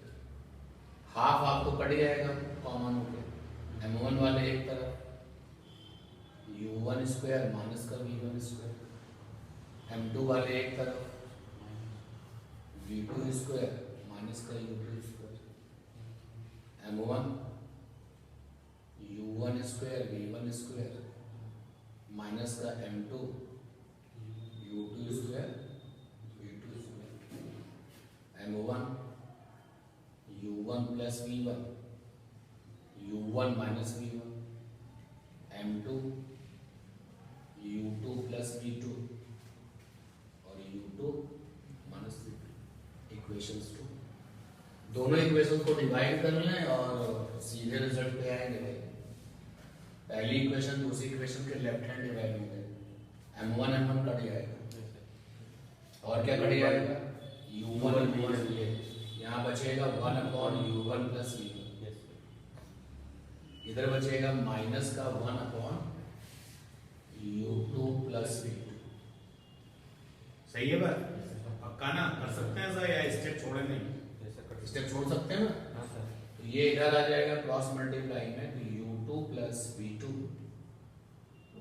Minus का u1 प्लस v1। आइए पहले यहाँ पर जल्दी से यहाँ पर एक लॉ बनता है न्यूटन का, उसको भी बता देंगे एक साथ। देखो एक गलती हुई है भाई, गलती पकड़ में आई, ये नेगेटिव गायब हो जाएगा ना। तो दोनों इक्वेशंस के राइट हैंड साइड करोगे तो पहले वाले के राइट हैंड साइड में भी नेगेटिव है ना, पहली इक्वेशन के राइट हैंड साइड में, और दूसरी इक्वेशन के भी राइट हैंड साइड में नेगेटिव है। डिवाइड करने पे नेगेटिव क्या हो जाएगा? गायब हो जाएगा। तो ये रिजल्ट आ गया, देख लेना चेक कर लो। राइट हैंड साइड में दोनों इक्वेशंस की राइट हैंड साइड में नेगेटिव है कि नहीं है? सही लिखा है कट जाएगा। तो रिजल्ट आ गया u2 प्लस v2 बराबर आ गया u1 प्लस v1। इसको इधर ले आए u2 माइनस u1, इसको इधर ले गए v1 माइनस v2।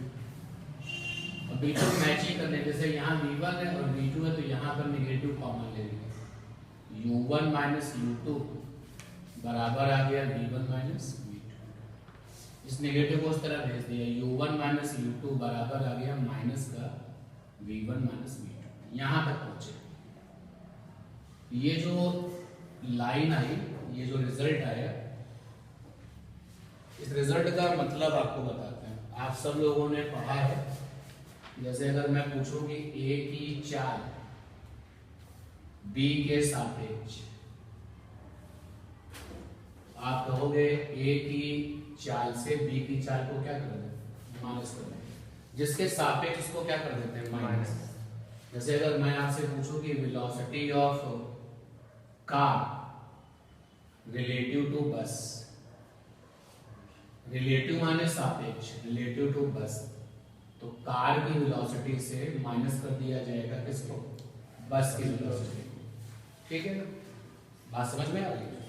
दो वेलोसिटीज का जो डिफरेंस होता है वो रिलेटिव कहलाता है। क्या कहलाता है? रिलेटिव। उसको हिंदी में सापेक्ष कहते हैं। जैसे u1 और u2, तो कोलिजन से पहले पहली वाली बॉल की वेलोसिटी क्या थी u1 और दूसरी वाली बॉल की वेलोसिटी क्या थी u2, तो दोनों का डिफरेंस क्या बन जाएगा रिलेटिव वेलोसिटी। तो ये u1 माइनस u2 बन गया relative velocity before the collision. अगर हम आपसे रिलेटिव वेलोसिटी पूछ रहे हैं तो मतलब दोनों वेलोसिटीज को क्या करना है माइनस करना है। और कोलिजन के बाद इसकी वेलोसिटी m1 वाले की v1 थी और m2 वाले की क्या थी v2। रिलेटिव अगर पूछेंगे तो दोनों वेलोसिटी का क्या होगा डिफरेंस। तो ये v1 माइनस v2 क्या है, v1 माइनस v2 है रिलेटिव वेलोसिटी आफ्टर कोलिजन। ये जो रिजल्ट हमने लिखा है इस रिजल्ट को कहते हैं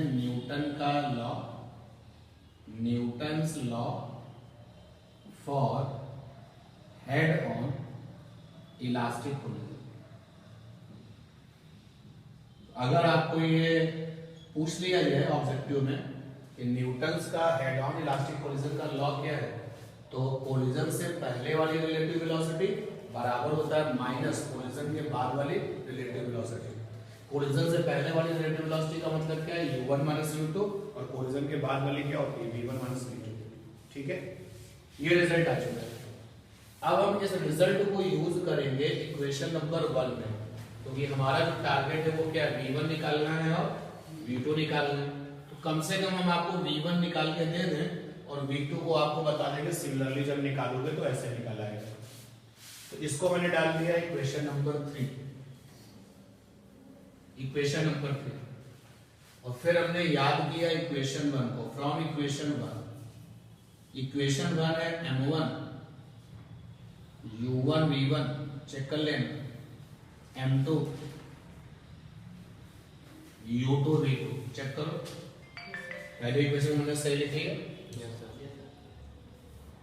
और मुझे v1 चाहिए, तो मुझे v1 चाहिए, v1 को गैप नहीं करना है, u1 m1 v1 माइनस का m2 u2 प्लस का m2 v2। ये आ गया m1 u1 plus m2 u2, ये आ गया m1 v1 plus m2 v2, m1 u1 plus का m2 u2 और ये है m1 v1 प्लस का m2 v2 की वैल्यू इक्वेशन नंबर 3 से v2 की वैल्यू, अगर इक्वेशन नंबर 3 से v2 की वैल्यू हम निकालें तो आएगी u1 माइनस का u2 प्लस का v1। Yes sir. तो यहां पर इक्वेशन 3 से v2 की वैल्यू रखने पर आप चाहें तो आप बाद में इस आर्टिकल जब ये हो जाए अपना रफ कॉपी में फिर से ट्राई कर लेना। रिजल्ट्स आपके लिए जरूरी है, ये रिजल्ट्स कैसे आ रहे हैं ये जरूरी नहीं है, लेकिन आपकी क्लास जो है बीएससी तो आपको पता होना चाहिए ना कि कैसे आ रहे हैं। तो ये v2 की वैल्यू निकालोगे तो माइनस v1 जाएगा अंदर प्लस v2, इसको इधर भेजोगे ये बन जाएगा। अब ये आ गया m1 u1 plus m2 u2, m1 v1 plus m2 u1 minus m2 u2 plus m2 v1। v1 वालों को एक तरफ रखेंगे, बाकी सबको इस तरफ m1 u1 plus m2 u2 minus m2 u1 plus m2 u2 m1 v1 plus m2 v1। ये इधर देखिए ये दोनों लोग तो प्लस हो जाएंगे और इनका क्या होगा u1 कॉमन हो जाएगा। क्या मिलेगा इधर लेफ्ट हैंड साइड में, लेफ्ट हैंड साइड में मिलेगा हमको m1 माइनस m2 साथ में u1 प्लस 2m2 u2 और इधर मिलेगा m1 प्लस m2 और ये v1। इधर डिवाइड कर लो तो ये आ जाएगा m1 माइनस m2 अपॉन में m1 प्लस m2 और ये रहा u1 plus 2m2 upon m1 plus m2 u2 बराबर v1। कोलिजन के बाद पहले वाले की वेलोसिटी आ चुकी है, जो आई रिजल्ट्स में लिखी जा रही है। पहले वाले की वेलोसिटी है, देखो अगर डिमांड लिखी जा रही है तब तो कोई बात नहीं, फिर तो निकालना पड़ेगा। बट अगर आप एक न्यूमेरिकल का पीछा कर रहे हैं तो ये रिजल्ट्स पता होने चाहिए। ये कोलिजन से पहले वाला जो हालचाल है वो तुमको दिया जा रहा है। कोलिजन से पहले वेलोसिटीज u1 u2 थी, हमने जिनको पॉजिटिव माना था सब इसी तरफ चल रही थी ना। अगर क्वेश्चन देने वाला कहता है कि कोई वेलोसिटी इधर की तरफ है तो आप उसको क्या कर दोगे, नेगेटिव, उसकी वैल्यू नेगेटिव कर दोगे। कोलिजन के बाद जो है पहले वाले की वेलोसिटी कितनी है, v1 आ चुकी है। अब कोलिजन के बाद दूसरे वाले की वेलोसिटी कितनी आएगी, ये अगर याद है दूसरा वाला याद कर लेना। कैसे, देखो सिमिलरली अभी हमने इक्वेशन नंबर 3 से v2 की वैल्यू उठा के यहाँ रख दिया तो v1 निकल आया। अगर v1 लेके रखेंगे तो क्या निकल आएगा, v2। तो v2 निकल के बेटा ये आएगा, जहां पर m1 है वहां पे m2 कर दो, जहां पर m2 है वहां पे m1 कर दो। ऊपर जहां पे m1 था वहां क्या किया, m2, और जहां पे m2 था वहां क्या किया, m1। नीचे तो फर्क नहीं पड़ेगा ना, नीचे अगर ये काम करोगे तब तो कोई फर्क पड़ेगा। इसी तरीके से जहां पर u1 है वहां पे u2 कर दो, जहां पर m2 है वहां पर m1 कर दो, m2 की जगह पे m1 किया। नीचे ये जब काम करोगे तो m1 की जगह पे m2 कोई फर्क तो पड़ेगा नहीं, कोई फर्क नहीं पड़ेगा नीचे। और जहां पर u2 है वहां पे क्या कर दो, u1। तो कोलिजन के बाद जो वेलोसिटीज हैं वो आपने निकाली। ये कौन सा केस था, हेड ऑन इलास्टिक कोलिजन, जिसको क्या कहते हैं, डायरेक्ट कोलिजन। इसको डायरेक्ट कोलिजन भी कहते हैं।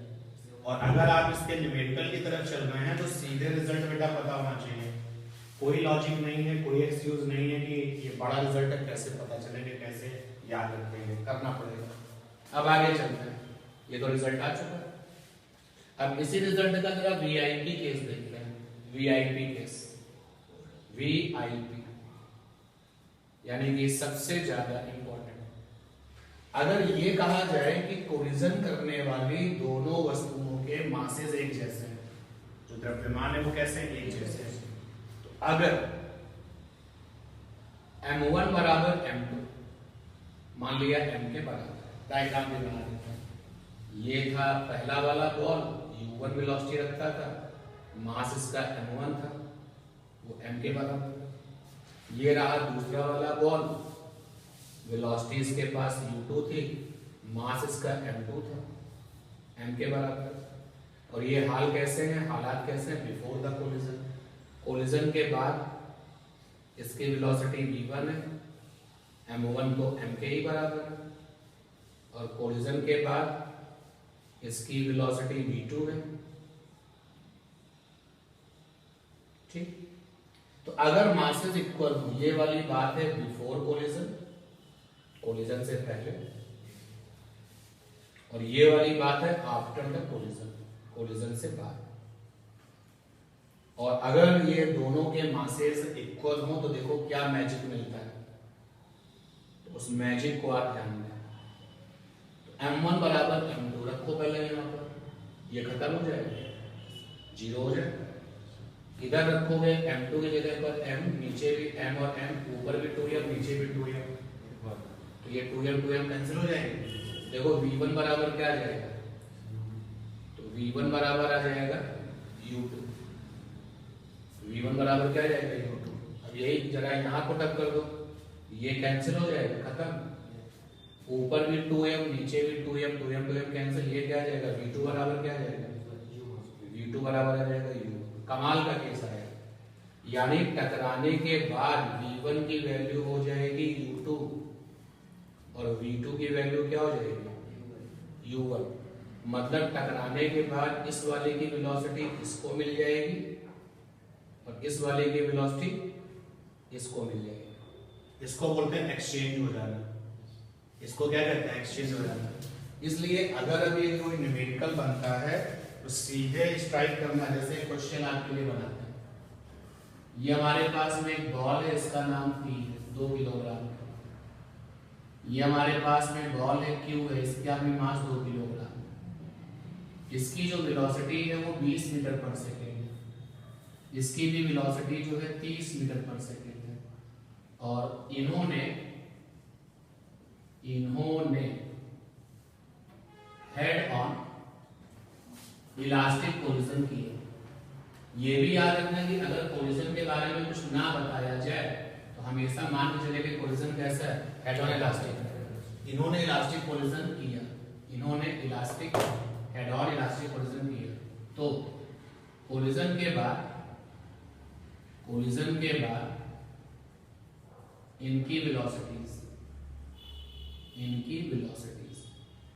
सॉल्व किया भाई। P की वेलोसिटी हो जाएगी 30 और Q की वेलोसिटी कितनी हो जाएगी 20। ये नहीं कि सॉल्व करने बैठ गए फिर सॉल्व नहीं करना, ये प्रॉपर्टी से आ गया। ये प्रॉपर्टी हमने सीखी कि जब दो बराबर मास वाले हेड ऑन का इलास्टिक कोलिजन करते हैं तो कोलिजन के बाद उनकी वेलोसिटी आपस में क्या हो जाती है, एक्सचेंज। जो तुम्हारी थी कोलिजन के बाद वो हमारी हो जाएगी, और जो इसकी थी कोलिजन के बाद वो उसकी हो जाएगी। आइए नोट करिए। तो यहां पर हमने सीख लिया कि जब 2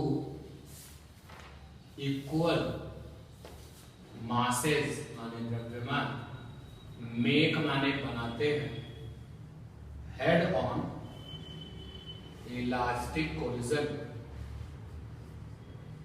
तब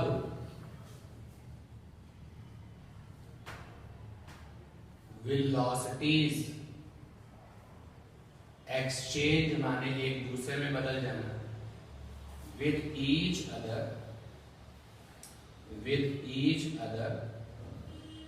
आफ्टर द कोलिजन। अगर मैं इसकी हिंदी पढ़ दूं तो जब दो इक्वल द्रव्यमान वाली चीजें हेड ऑन इलास्टिक कोलिजन बनाती हैं, make the head on elastic collision, तब वेलोसिटीज माने वेग, एक्सचेंज माने परस्पर बदल जाते हैं with each other after the collision. और ये बहुत ही इंपॉर्टेंट बात आपको इस कोलिजन की पता चलिए। हमने ये एरो भी बनाया, जैसे ये दिखाने की कोशिश की है, देखो इसकी जो वेलोसिटी थी वो कोलिजन के बाद इसको मिल गई, और इसकी जो वेलोसिटी थी कोलिजन के बाद इसको मिल गई। ये एक्सचेंज हो गया दोनों में एक दूसरे में। स्टॉप रेटिंग, ध्यान देना, नेक्स्ट वन स्टॉप रेटिंग लिखा रहेगा। एक चीज और देख लो यहाँ पर, दूसरा जो सबसे इंपॉर्टेंट एक केस और है, अगर हम बात करें लाइटर वर्सेस हैवी। लाइटर माने हल्का फुल्का, हैवी मतलब भारी भरकम। यानी आप अपने दिमाग में ले आओ कि कोलिजन हो रहा है गेंद और दीवार के बीच, तो गेंद का मास क्या है, बहुत कम है, दीवार का मास बहुत ज्यादा है। या आप अपने दिमाग में ले आओ कि कोलिजन हो रहा है साइकिल और ट्रक के बीच, तो कहाँ साइकिल का मास और कहाँ ट्रक का मास। कोलिजन हो रहा है पहाड़ी वर्सेस प्लेन, तो कहाँ पहाड़ी का मास, मतलब कोई कंपेयर ही नहीं है। यही कंपेयर हो सकता है कि भाई ये तो बहुत भारी और ये बहुत हल्का है। आप डिसाइड कर लो कि M1 M2 में तुम्हें किसको हल्का मानना है और किसको भारी मानना है, उसी से हम चले। M1 M2 दो लोग हैं जो कोलिजन करेंगे, उसमें तुम्हें हल्का किसको मानना है, भारी किसको मानना है। M1 वाला हल्का है, ठीक है, ओके। तो हल्का वाला हो गया M1, वेलोसिटी इसकी है U1, और भारी हो गया M2, वेलोसिटी है U2। कोलिजन के बाद, ये तो कोलिजन से पहले, बिफोर कोलिजन है, संघर्ष से पहले, कोलिजन से पहले, और कोलिजन के बाद आफ्टर द कोलिजन। ध्यान देना, लाइटर वाले का द्रव्यमान m1 है और वेलोसिटी v1 है, और भारी भरकम वाले का मास m2 है, द्रव्यमान और वेलोसिटी क्या है v2। तो तुमने हल्का माना है m1 को, भारी माना है m2 को। जिसको तुमने भारी माना है ना, इस रिजल्ट में उसको अपॉन में ले जाओ। देखो v1 की वैल्यू क्या है, ध्यान देना, मैं थोड़ा मैथमेटिक्स लगाऊंगा। v1 बराबर, मुझे m2 को नीचे पहुंचाना है, तो m2 को कॉमन ले, ध्यान देना है, सीधे लिख सकता हूं m2, या चलो एक लाइन लिख दे, हो सकता है कि फ्यूचर में आप प्रॉब्लम बने। पहले ये रिजल्ट हम दोहरा देते हैं।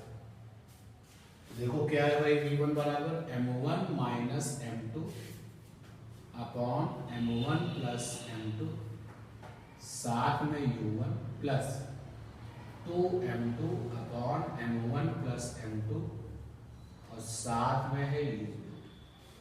अब चेंज करते हैं, जो भारी है मुझे उसको नीचे पहुंचाना है, अपॉन में m2 कॉमन ले लिया, ये आ गया m1 बाई m2 माइनस का हुआ, नीचे भी m2 कॉमन ले लिया, m1 बाई m2 प्लस का u1।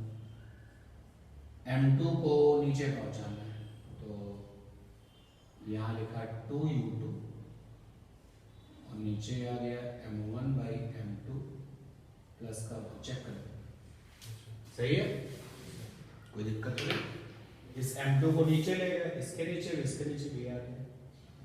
अच्छा, जब तुमने ये फैसला ले ही लिया है कि हल्का वाला m1 है, भारी वाला m2 है, तो एक बात और पक्की होगी कि m1 बाई m2 जो है ना, वो 0 से बहुत पास होगा।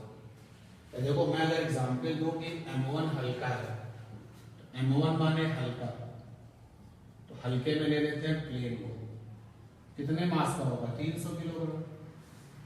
एक जो प्लेन होने वाला है कितने मास का होगा, 300, अरे 1000 किलोग्राम में बहुत ज्यादा। m2 माने भारी, भारी में ले लेता हूं पहाड़ी को, क्लिफ, माउंटेन, कितने किलोग्राम का होगा, कई लाख किलोग्राम, कई लाख किलोग्राम। तो ऊपर तुम्हारा होगा कुछ 100 किलोग्राम, कुछ 1000 किलोग्राम, और नीचे क्या होगा, कई लाख, कई करोड़ किलोग्राम। तो जब आप इसको डिवाइड करोगे तो बहुत छोटी वैल्यू आएगी कि नहीं आएगी, इतनी छोटी वैल्यू आएगी, इतनी छोटी वैल्यू आएगी कि m1 बाई m2 को क्या कह दिया गया, वो 0 के क्या है, टेंस टू, यानी कि 0 के अप्रोक्सीमेटली 0 के बराबर है। इसलिए जहां जहां पर m1 बाई m2 है, वहां पर मुझे 0 लिखने की परमिशन है, जहां जहां पर ये तो कट ही गया। v1 बराबर, यहाँ मुझे 0 लिख देना, तो ये -1 आ जाएगा, यहाँ रखोगे तो माइनस का 0 बना जाएगा, प्लस ये कितना आ जाएगा, 2, ये तो खत्म हो जाएगा ना। तो कोलिजन के बाद जो है, ये मैंने किसकी वेलोसिटी निकाल दी, हल्के वाले की, तो हल्के वाले की वेलोसिटी कोलिजन के बाद ये आ गई, ठीक। अब कोलिजन के बाद भारी वाले की वेलोसिटी निकालने में ये वाला फंडा, ये हमारे काम की एक चीज आई है। अभी इसके साथ और भी स्पेशल बातें करेंगे। तो v2 बराबर है बेटा m2 माइनस m1, नीचे है m1 प्लस m2, साथ में है u2, उधर है 2m1, अपॉन में है m1 प्लस m2, साथ में है u1। क्योंकि तुमने ये डिसीजन ले लिया है कि m1 हल्का है, m2 भारी है, तो भारी वालों को अपॉन में पहुंचाना है। ये तो नोट हो चुका है आपका, ये भी स्टेप नोट हो चुका है, ये भी हो चुका है। तो देखिए भाई, इसको जरा सा m2 को नीचे ले जाओ, तो v2 बराबर m2 कॉमन लिए 1 minus m2 by m1, m1 by m2, साथ में है u2, नीचे m2 कॉमन हो जाएगा, तो ये हो जाएगा m1 बाई m2 प्लस का, और ये आ जाएगा 2m1, नीचे m2 कॉमन ले लिया, 1 plus m1 by m2 plus का 1 साथ में है u1। अब जहां जहां पर m1 by m2 है वहां पे 0 डाल देते हैं, देखना रिजल्ट क्या होने वाला है। इसकी जगह पे 0 डाल दिया, इसकी जगह पे 0 डाल दिया, इसकी जगह पर 0 डाल दिया, इसकी जगह पे भी 0 डाल दिया। देखो ये तो खत्म हो गया ना, भाई देखो इस वाले ब्रैकेट में तो 1 आ जाएगा। Yes sir. लेकिन m1 by m2 0 सब मल्टीप्लाई करके क्या बना देगा, 0 खत्म हो जाएगा। और ये बन जाएगा v2 बराबर, यहाँ से ये 0, v2 बराबर क्या जाएगा, यानी v2 बराबर क्या आ गया। क्या सीखने को मिला, सीखने वाली बात है। भारी भरकम वाली जो चीज थी वो पहले भी u2 वेलोसिटी से थी और v2 की वैल्यू क्या है, u2, यानी अभी भी उसकी वेलोसिटी कितनी है, u2। तो सीखने को यह मिला कि इस केस में भारी भरकम के ऊपर कोई फर्क नहीं पड़ेगा। तो जिस समय प्लेन पहाड़ी से टकराएगा, पहाड़ी कोलिजन से पहले किसमें थी, विरामावस्था में, यानी कि पहाड़ी का u2 क्या था, 0, टकराने के बाद भी क्या होगा, 0।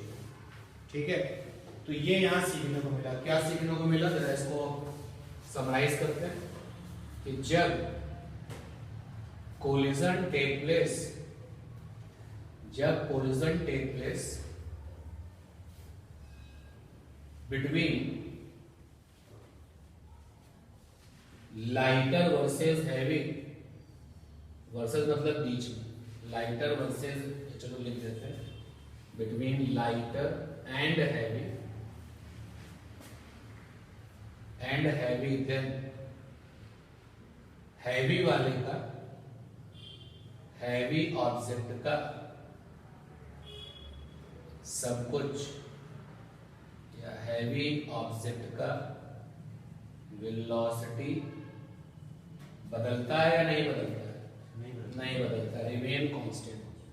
अच्छा, वेलोसिटी अगर नहीं बदलेगा तो फिर मोमेंटम भी नहीं बदलेगा, क्योंकि मोमेंटम क्या होता है, मास इनटू वेलोसिटी। तो मोमेंटम भी क्या होगा, रिमेन कांस्टेंट। अच्छा, वेलोसिटी नहीं बदलेगा तो स्पीड भी नहीं बदलेगा, और गतिज ऊर्जा क्या होता है, हाफ mv²। v नहीं बदलेगा तो v नहीं बदल रहा है तो काइनेटिक एनर्जी भी क्या रहेगा, रिमेन कांस्टेंट। तो काइनेटिक एनर्जी रिमेन कांस्टेंट। आप एग्जांपल से समझो ना, घर वाला एग्जांपल ले लेते हैं। आपने एक छोटी सी बॉल को दीवार पे टकरा दिया, दीवार के साथ कोलिजन कराया, दीवार की पहले गतिज ऊर्जा कितनी है, 0, टकराने के बाद भी कितनी है, 0। पहले कितनी वेलोसिटी है, 0, अभी भी कितनी है, 0। पहले मोमेंटम कितना, 0, अभी भी कितना, 0।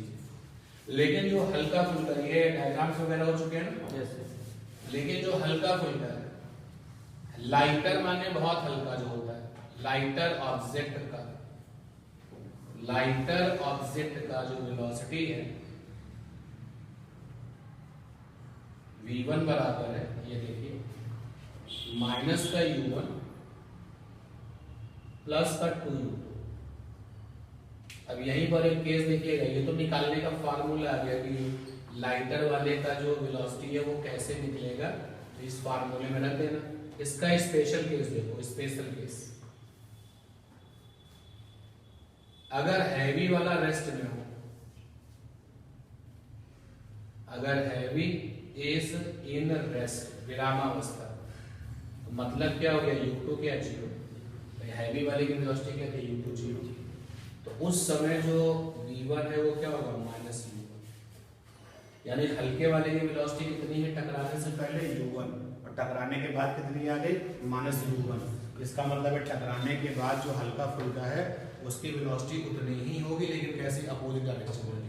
इसलिए जब तुम गेंद को दीवार पे मारोगे तो गेंद कैसे आएगी, पीछे, क्योंकि दीवार क्या है, हैवी, किस पे है, रेस्ट में है। और जब आप गेंद को टकराओगे और इलास्टिक का हेड ऑन कोलिजन है, तो मान लेते हैं गेंद दीवार से 25 मीटर पर सेकंड से टकराती है, तो लौटेगी भी तो कितनी वेलोसिटी से, 25 मीटर पर सेकंड। यहाँ पर आप वेलोसिटी बदलेगी या नहीं बदलेगी, ये कहोगे, बदल गई, डायरेक्शन में बदल गई। भाई u1 वाली वेलोसिटी जो है देखो क्या बन गई है, माइनस का u1। तो यहाँ वेलोसिटी बदल गई है, लेकिन वैल्यू पहले भी 25 थी, तो टकराने के बाद भी कितनी होगी, 25। तो वैल्यू नहीं बदली है। और जो गतिज ऊर्जा होती है किससे निकलती है, वैल्यू से। गतिज ऊर्जा में क्या आता है, value. Half m v square, v क्या होता है स्पीड, स्पीड माने क्या वैल्यू, इसलिए आप ये कहोगे कि भाई ऐसा है कि यहाँ गतिज ऊर्जा तो नहीं बदली है, स्पीड नहीं बदली, वेलोसिटी बदल चुकी है, किसमें, डायरेक्शन में बदल चुकी है। नोट कर लीजिए।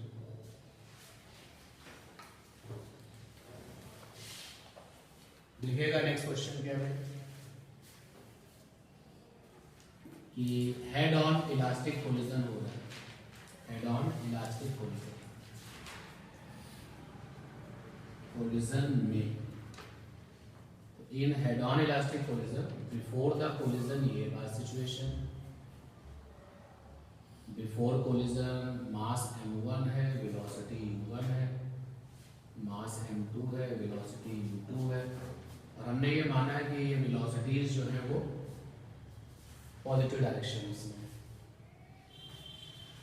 तो आफ्टर कोलिजन जो है वो हालचाल कैसा है, आफ्टर कोलिजन में मास m1 है, वेलोसिटी v1 है, मास m2 है, वेलोसिटी v2 है। ये एरो बनाने का मेरा मतलब केवल ये है कि हम ऐसा सोच के चल रहे हैं कि all the velocities are in positive direction. अब वो पॉजिटिव एक्स भी हो सकता है और पॉजिटिव वाई भी हो सकता है, लेकिन अगर किसी क्वेश्चन में नेगेटिव है तो फिर नेगेटिव लगा देना। तो किसी ने कहा कि कोलिजन से पहले हम ना इसको देख रहे हैं ना इसको देख रहे हैं, इनके सेंटर ऑफ मास को देख रहे हैं। तो before collision velocity of CM VC,